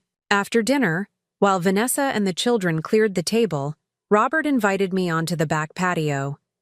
The evening was cool but pleasant, the garden meticulously maintained, another showcase of their apparent prosperity. "You're different," he said abruptly, studying me in the soft outdoor lighting. "How so?" I asked, genuinely curious about what he perceived. He gestured vaguely. "More present, confident. It's like you've been holding yourself back all these years, and now you're not." "That's perceptive," I acknowledged, "and largely accurate." "Why did you do it?" he asked, the question that seemed to haunt him most. "Keep up the pretense for so long?" I considered my answer carefully. "It started with good intentions, wanting you and Jennifer to develop your own values around money. But over time, it became a habit, then almost an identity. The longer I maintained the division between my public and private lives, the harder it became to bridge the gap. But after Frank died, I was grieving, trying to find my footing in a world without him," I explained. "By then, you were already established in your career, with clear ideas about how things should be. The few times I tried to assert myself, You dismissed me as out of touch, over-emotional. It seemed easier to maintain the status quo than fight battles I wasn't ready for. Robert frowned, clearly trying to remember those interactions from his perspective. I never meant to dismiss you. Intent and impact aren't always aligned, I observed gently. You were doing what you thought best, but from where I stood, it felt like you had already decided I was incapable of managing my own affairs. He was quiet for a moment, absorbing this. And now? The conditions on the inheritance, are those still in place? Yes, I confirmed. Though I hope you understand they're not meant as punishment. They reflect my values and what I want my legacy to be. Mom, I'm not a child who needs behavioral management through financial incentives, he protested, a hint of the old defensiveness returning. No, you're not, I agreed. You're an adult making choices about how you live and what you value. Those choices have consequences. Some immediate, some long-term. The conditions simply make explicit what's already true in life. How we treat others matters. He didn't respond immediately, just looked out at the carefully manicured backyard, with its expensive landscaping and elegant outdoor furniture. Finally, he sighed. I'm trying to understand your perspective, but it's difficult. It feels like you don't trust me to do the right thing without holding money over my head. It's not about trust, Robert. It's about legacy. What do I want? My life's work to ultimately support. Certainly not the attitudes I witnessed at Thanksgiving. He flinched slightly at the reminder. I've apologized for that. Yes, you have, I acknowledged, and I've accepted that apology. But words are relatively easy. Meaningful change takes time and consistent effort. Our conversation might have continued in this vein, philosophical, slightly tense but productive, had Vanessa not interrupted with coffee and dessert. The evening concluded civilly, with plans made for the children to visit my condo the following weekend. It wasn't perfect reconciliation, but it was progress. What I couldn't have anticipated was how quickly that fragile peace would be tested, or from what unexpected direction the challenge would come. The following Tuesday, I was reviewing quarterly reports from my investment portfolio when George called, his voice uncharacteristically tense. Eleanor, I need to see you as soon as possible. Today, if you can manage it. What's wrong? I asked, immediately concerned. I'd rather discuss it in person, he replied. Can you come to my office at 2? I agreed, unsettled by his tone. George was normally unflappable. He had guided me through market crashes, economic downturns, and Frank's sudden death with steady composure. Whatever had prompted this call must be serious. His office, located in a gleaming downtown tower with views of Mount Hood on clear days, was a place of calm precision, much like George himself. But when I entered that afternoon, the atmosphere was charged with unusual tension. George rose from behind his desk, his normally immaculate appearance, slightly disheveled, as though he'd been running his hands through his hair repeatedly. Thank you for coming so quickly, he said, gesturing to a chair. Something concerning has come to my attention, and I wanted you to hear it from me first. You're worrying me, George, I said, taking the offered seat. What's happened? He slid a folder across the desk. Yesterday, I received a call from Marcus Hargrove at Pinnacle Trust. They've been approached by Robert with questions about your estate planning, specifically the trust structures and conditions we've established. I frowned, opening the folder to scan the contents, notes from the conversation, copies of emails. I don't understand. Why would Robert be contacting Pinnacle Trust? They're not involved with my affairs. No, but Marcus and I serve together. On the Financial Ethics Board. He reached out as a professional courtesy. George leaned forward, his expression grave. Eleanor, Robert isn't just asking questions. He's exploring whether there are grounds to challenge the conditions as undue influence or diminished capacity on your part. The implication took a moment to fully register. He's looking for ways To invalidate my estate plan? To contest my will while I'm still alive? George nodded grimly. It appears so. Marcus was uncomfortable with the line of questioning and wanted me to be aware. I sat back, a cold weight settling in my stomach. I thought we were making progress. The dinner last week seemed positive, if cautious. Perhaps on the surface, George agreed. But it seems Robert may be pursuing a different strategy behind the scenes. I closed the folder, trying to process this betrayal. What exactly is he hoping to accomplish? Even if he could somehow prove I'm not of sound mind, which is absurd, the bulk of my assets are already in irrevocable trusts. My guess? He's fishing for options, perhaps hoping to find some technical flaw in the documentation.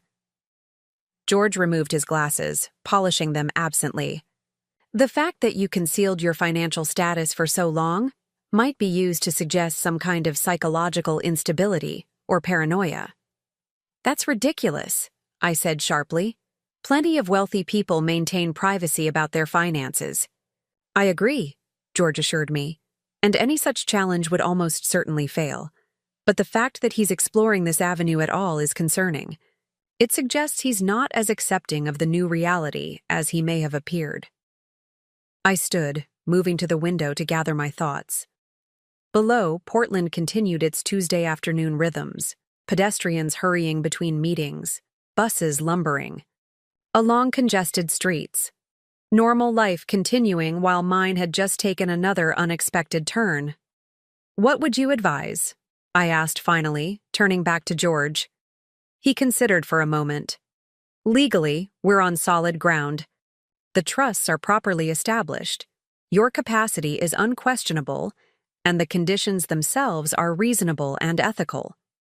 But personally, he hesitated, then continued more gently. Eleanor, this may indicate that the reconciliation with Robert is more complex than it appeared. It might be wise to proceed with caution. I nodded, a deep sadness settling over me. Thank you for bringing this to my attention. I need to think about how to respond. Of course, George replied. And Eleanor, I'm sorry. I know how much you hoped things were improving. The drive home was a blur, my mind cycling through possible explanations, none of them comforting. Had Robert been playing me all along, presenting a facade of acceptance while secretly plotting to undermine my wishes? Or was this a parallel track, trying to repair our relationship while simultaneously protecting what he perceived as his financial interests? Either way, it represented a fundamental breach of trust at a time when trust was already fragile between us. The word burden had wounded me deeply at Thanksgiving. But this felt worse somehow. A calculated move, rather. Then an emotional outburst. When I reached my condo, I found an unexpected visitor waiting in the lobby. Jennifer had flown in from Minnesota without warning, her face tight with concern. George called me, she explained as we rode the elevator up. He thought you might need support. I'm glad he did, I admitted, feeling a rush of gratitude for my daughter's steady presence. Though I'm sorry you had to drop everything and fly across the country. Jennifer squeezed my hand. That's what family does, Mom. Real family, not the kind that goes behind your back to financial advisors.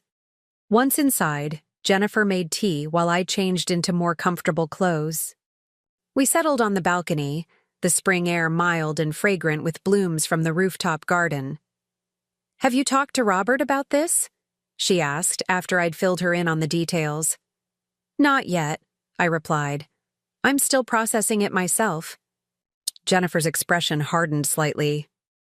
I can't believe he would do this, after everything you've done for him, for all of us. I'm trying not to jump to conclusions, I cautioned, though my own hurt and anger were simmering beneath the surface. There may be an explanation. What possible explanation could justify going behind your back to challenge your mental capacity? Jennifer demanded, her protective instincts flaring. That's beyond disrespectful. It's cruel. I sighed, watching. a hummingbird dart between the potted flowers. When people feel threatened, they sometimes resort to measures they would normally find unthinkable. He's not threatened, Mom. He's entitled. There's a difference. Jennifer's tone was sharp. He's always been this way, expecting the world to conform to his expectations, throwing tantrums when it doesn't. That's a bit harsh, I protested, mildly. Robert has many good qualities, too. Of course he does, Jennifer conceded. But this pattern of behavior, dismissing your agency, assuming he knows better, and now this underhanded maneuvering, it's consistent with who he's always been. The only difference is that now you're finally seeing it clearly. Her words stung because there was truth in them. Throughout my life, I had made excuses for Robert's more difficult traits, attributing them to stress or ambition, or simply a different personality type than my own. I had enabled his sense of superiority by playing the role he assigned me, the somewhat helpless mother in need of guidance and management. What should I do? I asked, genuinely uncertain. Jennifer considered this thoughtfully. First, I think you need to confront him directly. No cushioning, no making it easier for him to explain away his actions. He needs to understand that this crosses a line. And then? Then you need to be prepared to enforce consequences, she said firmly. Not punishment, but boundary setting. Make it clear that this kind of behavior damages your relationship in ways that may not be repairable if it continues. I nodded, recognizing the wisdom in her approach. When did you get so insightful about interpersonal dynamics? She smiled slightly. Therapy helps. Paul and I hit a rough patch a few years back, remember? Our counselor was big on boundaries and consequences versus punishment. I remember, I acknowledged. And clearly it worked. You two seem stronger than ever. We are, Jennifer confirmed. But it took hard work and absolute honesty, even when it was painful.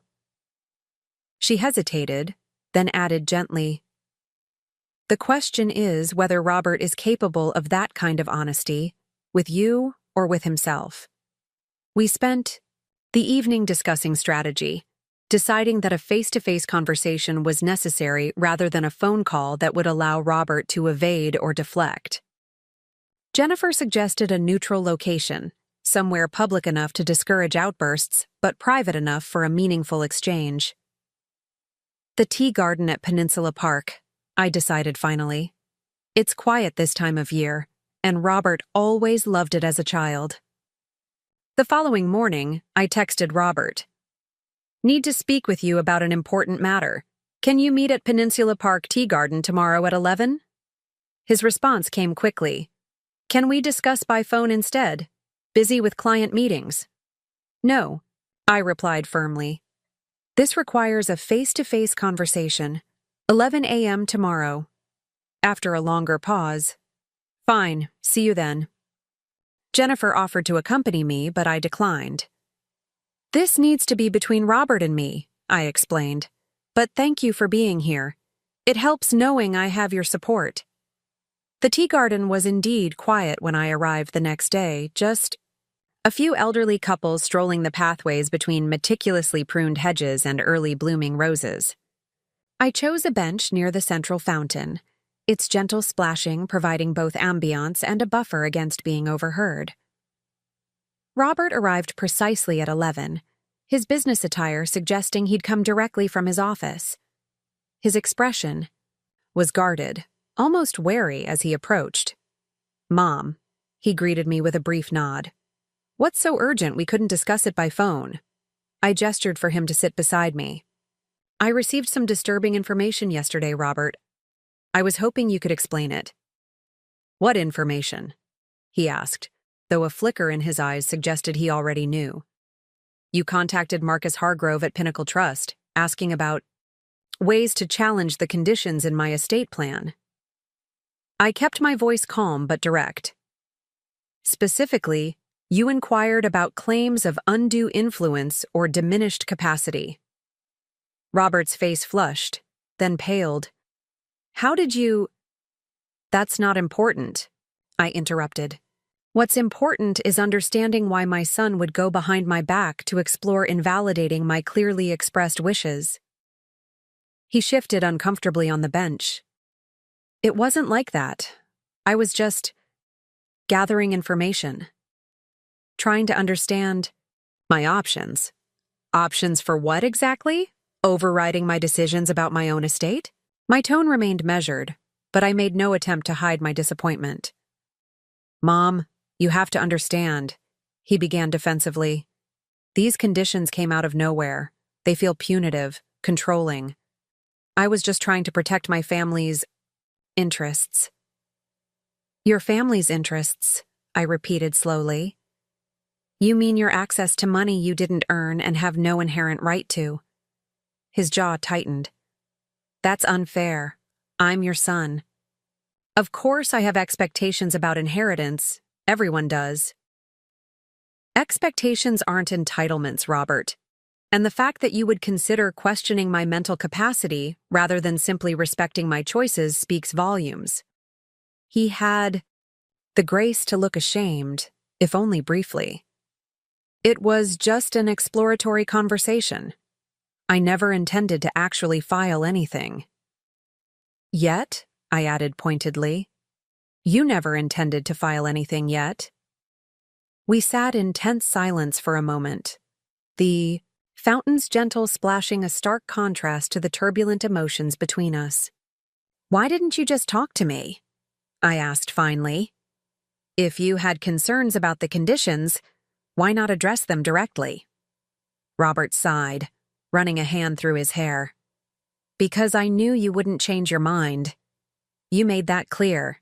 And because— He hesitated, then admitted reluctantly. Because part of me was angry. Still is angry, if I'm being honest. $22 million, Mom.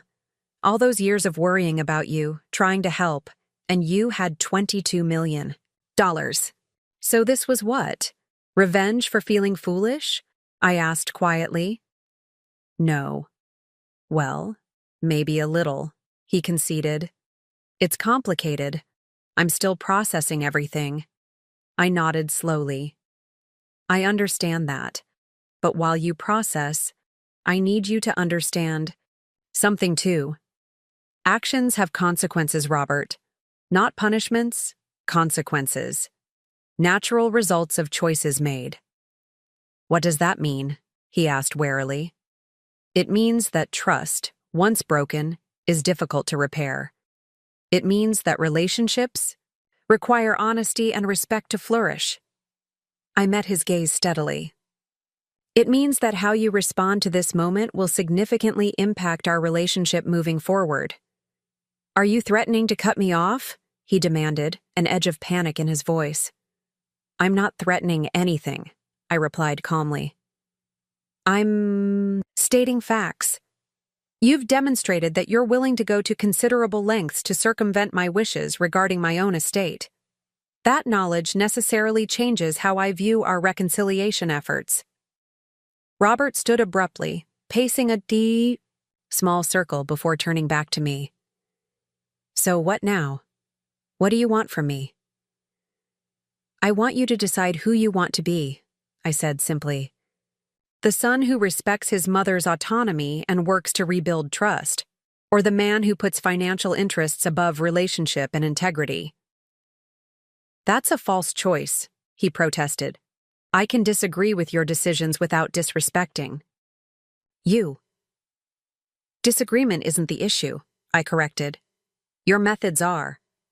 Going behind my back, exploring ways to legally challenge my competence.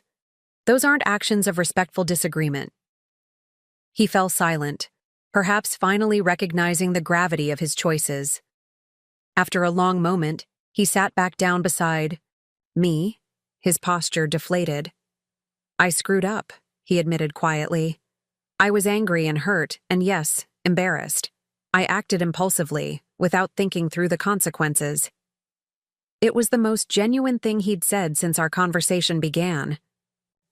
Yes, you did, I agreed, neither accusatory nor forgiving, simply acknowledging the truth. How do I fix this? He asked, an unfamiliar vulnerability in his voice. I don't know if it can be completely fixed, I replied honestly. Some breaches of trust leave permanent marks. But if you're genuinely asking, the place to start is with complete transparency going forward. No more behind-the-scenes maneuvering. No more presenting one face while planning another approach. I can do that, he said quickly, perhaps too quickly. It's not a matter of saying it, Robert. It's a matter of living it, consistently, even when it's difficult. I stood, signaling the conversation was nearing its end. Take some time to really consider whether you can commit to that. Don't answer now. Show me through your actions in the coming weeks and months. As we walked back toward the parking area, Robert cleared his throat awkwardly. Is Jennifer in town? Vanessa mentioned seeing her downtown yesterday. Yes, I confirmed. She flew in to support me when we learned about your conversations with Pinnacle Trust. Robert winced. She must hate me right now. She's disappointed, I corrected. As am I. But hate isn't a productive emotion in families. We reached my car first, and I turned to face my son directly. Robert, I want you to understand something clearly. The conditions in my estate plan aren't about controlling you or punishing you. They're about ensuring that my life's work ultimately supports values I believe in. That doesn't make me unreasonable or mentally diminished. It makes me intentional about my legacy. He nodded slowly, perhaps beginning to genuinely hear me for the first time. I'll think about everything we've discussed. Seriously think about it, not just react. That's all I can ask, I replied, unlocking my car. I'll be in touch soon. As I drove away, I caught a glimpse of Robert in my rearview mirror, standing alone in the parking lot, looking somehow smaller and more uncertain than I'd seen him in years. Despite everything, my heart ached for him, for the boy he had been, for the man he was still struggling to become. Back at the condo, Jennifer was waiting anxiously. How did it go? Did he admit it? He did, I confirmed, settling onto the sofa with a weary sigh, though he tried to minimize it at first. Of course he did, Jennifer scoffed. That's his pattern. Do something inappropriate, then act like it's no big deal when confronted. He's trying, Jennifer, I said, feeling strangely protective of Robert despite his betrayal. He's struggling with a complete revision of his understanding of our family dynamics. That's not easy. Jennifer sat beside me, taking my hand. Mom, I admire your compassion. I really do. But at some point, we have to acknowledge that trying isn't enough if the behavior doesn't actually change. You're right, I acknowledged. And I've made it clear that this represents a serious breach of trust that won't be easily repaired. Good, Jennifer said firmly. And what about the estate planning? Are you considering revisions given what's happened? I shook my head. No. Changing the plan in response to Robert's actions would only reinforce his perception that it's punitive rather than principled. The conditions stand as they are, fair, ethical, and aligned with my values. Later that evening, as Jennifer and I shared a quiet dinner on the balcony, watching the sunset paint Portland's skyline in shades of gold and pink, my phone chimed with a text from Robert.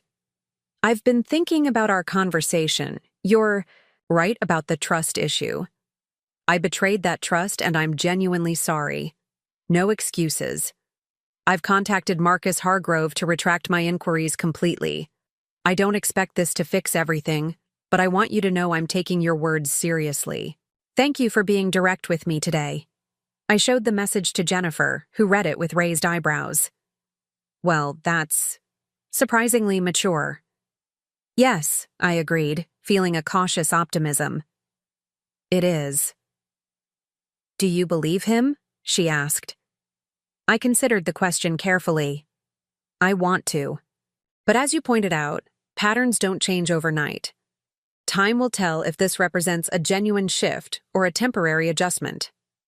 As I gazed out at the darkening sky, I realized that despite the pain of recent events, I felt strangely at peace.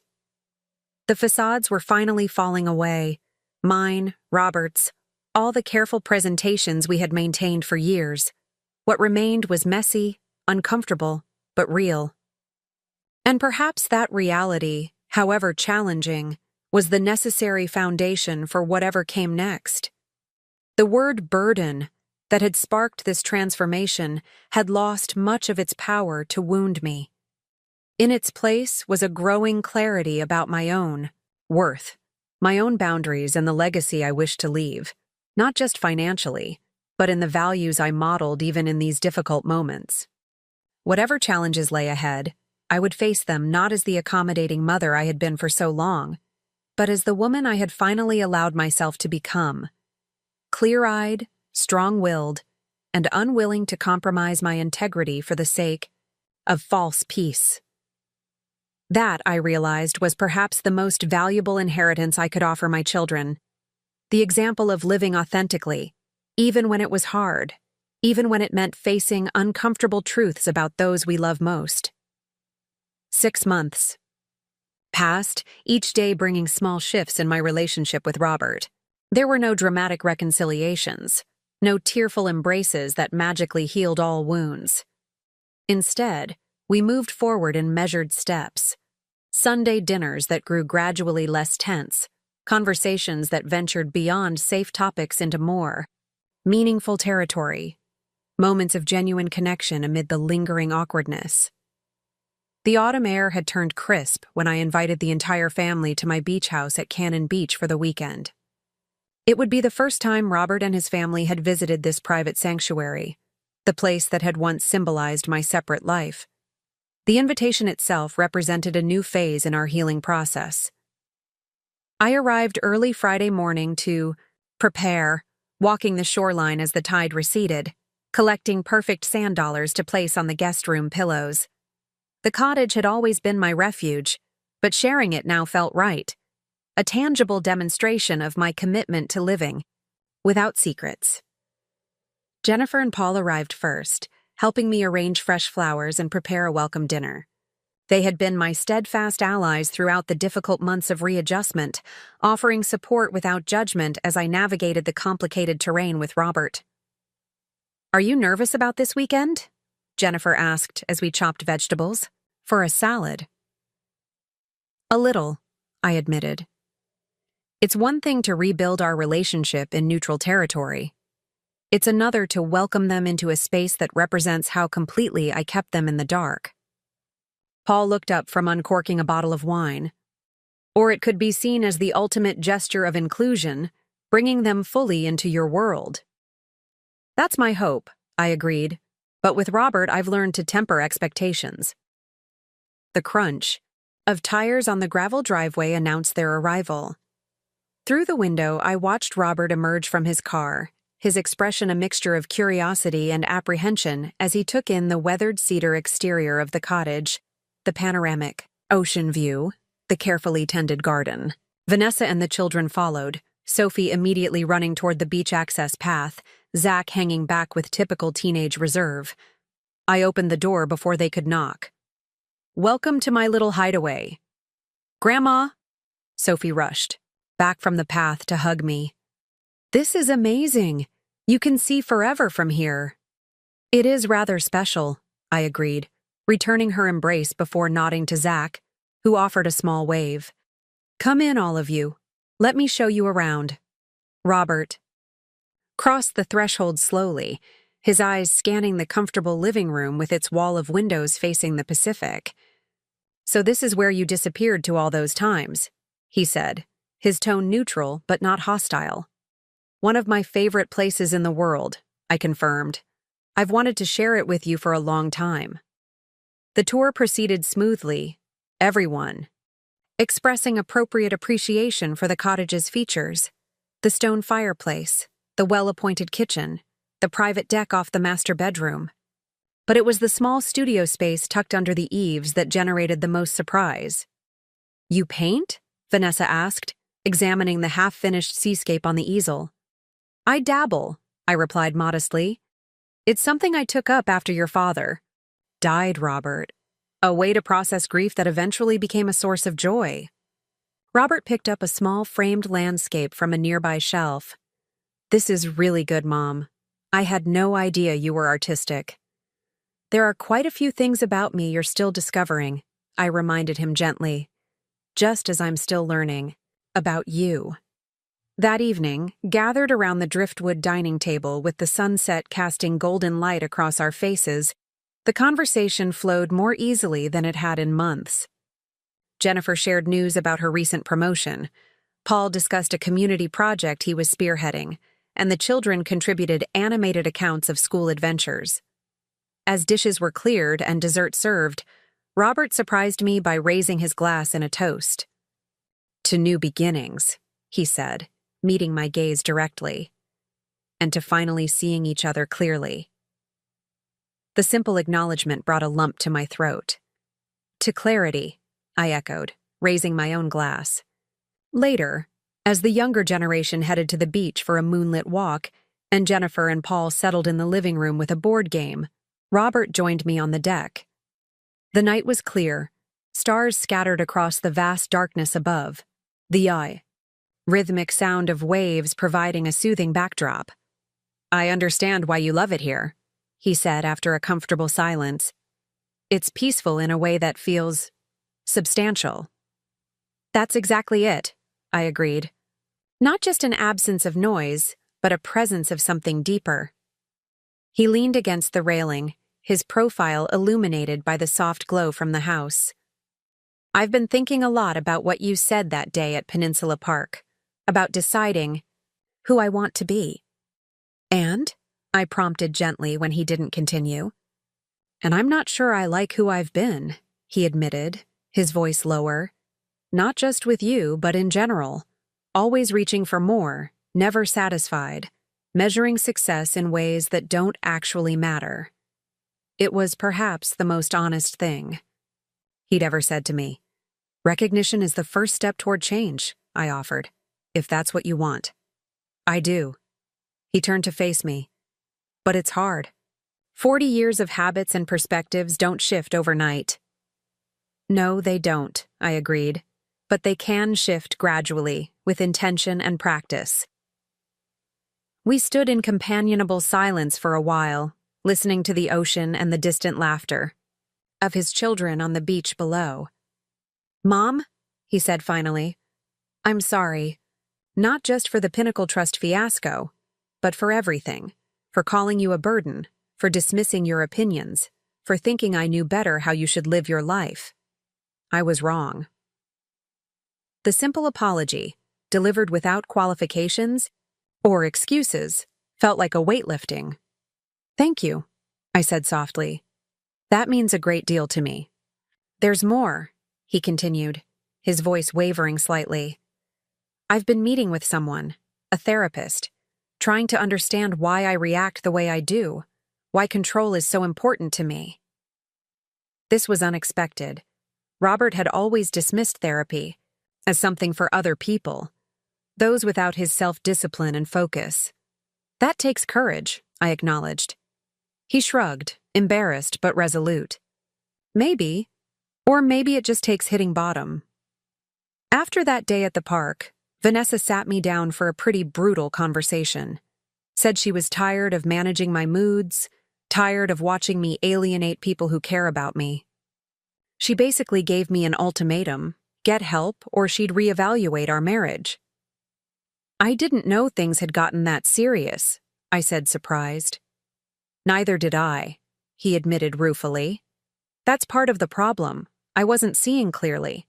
Too focused on maintaining this image of success, of having everything under control." I nodded, understanding all too well how facades could become prisons. "How is it going? The therapy?" "Hard," he said frankly. "Uncomfortable, but useful. I'm starting to see patterns I was blind to before, like how much of my identity was wrapped up in being the responsible one, the son who took charge after Dad died, who looked after his naive mother. The insight was remarkable coming from him, a level of self-awareness I hadn't been sure he was capable of. And when that identity was challenged, I began. I fell apart, he finished.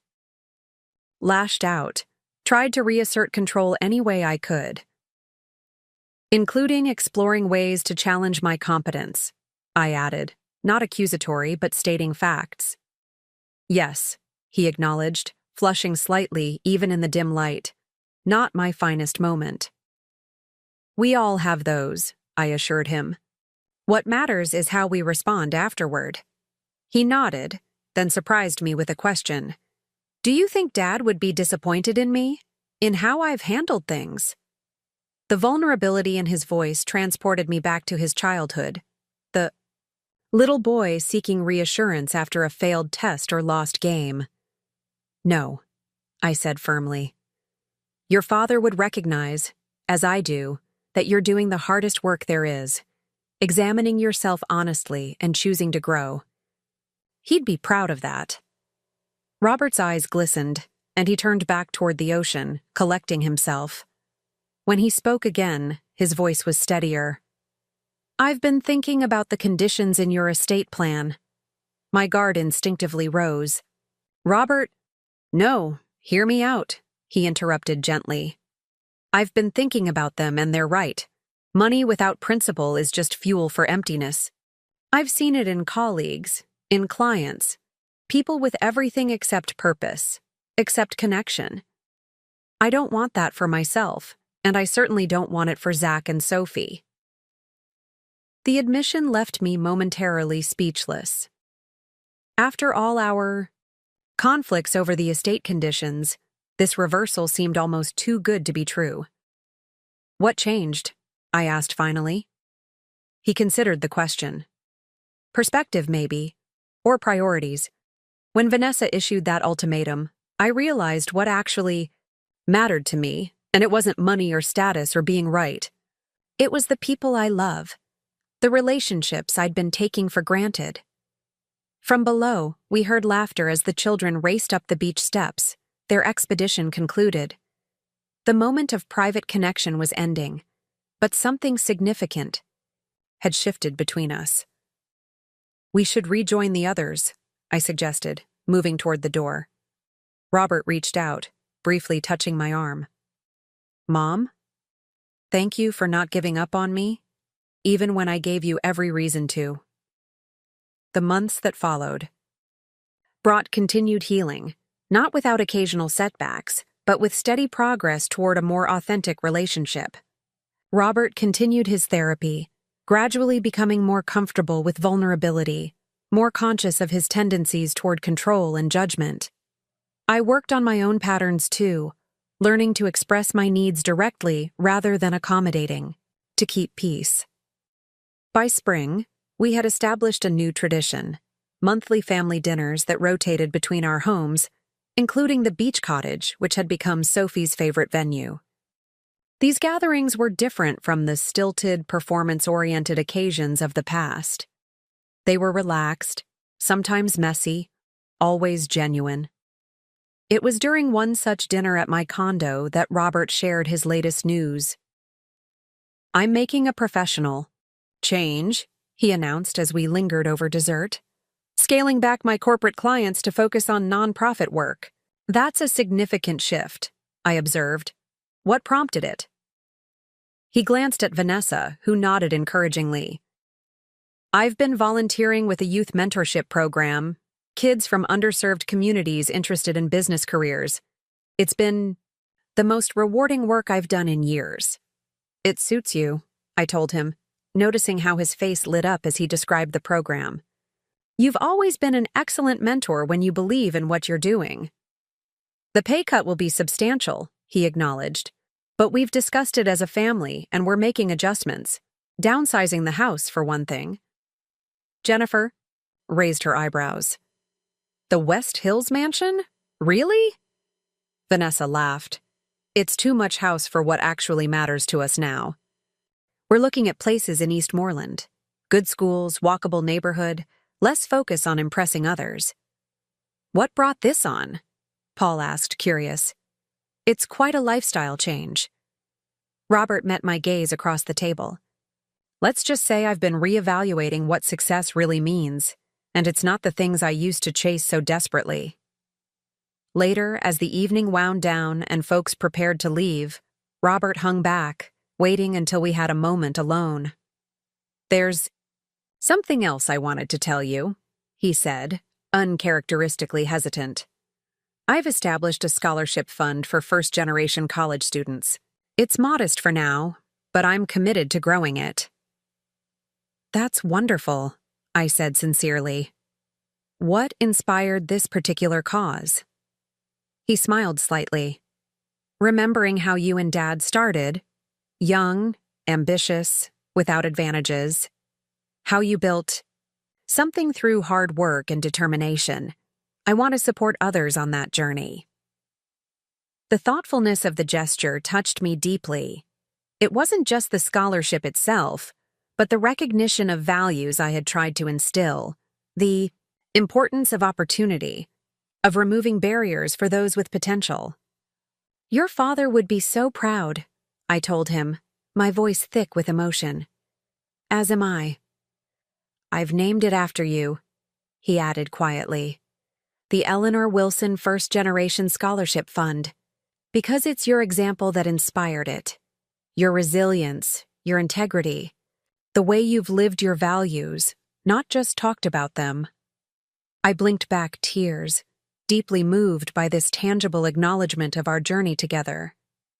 "Thank you," I managed. "That means more than I can express."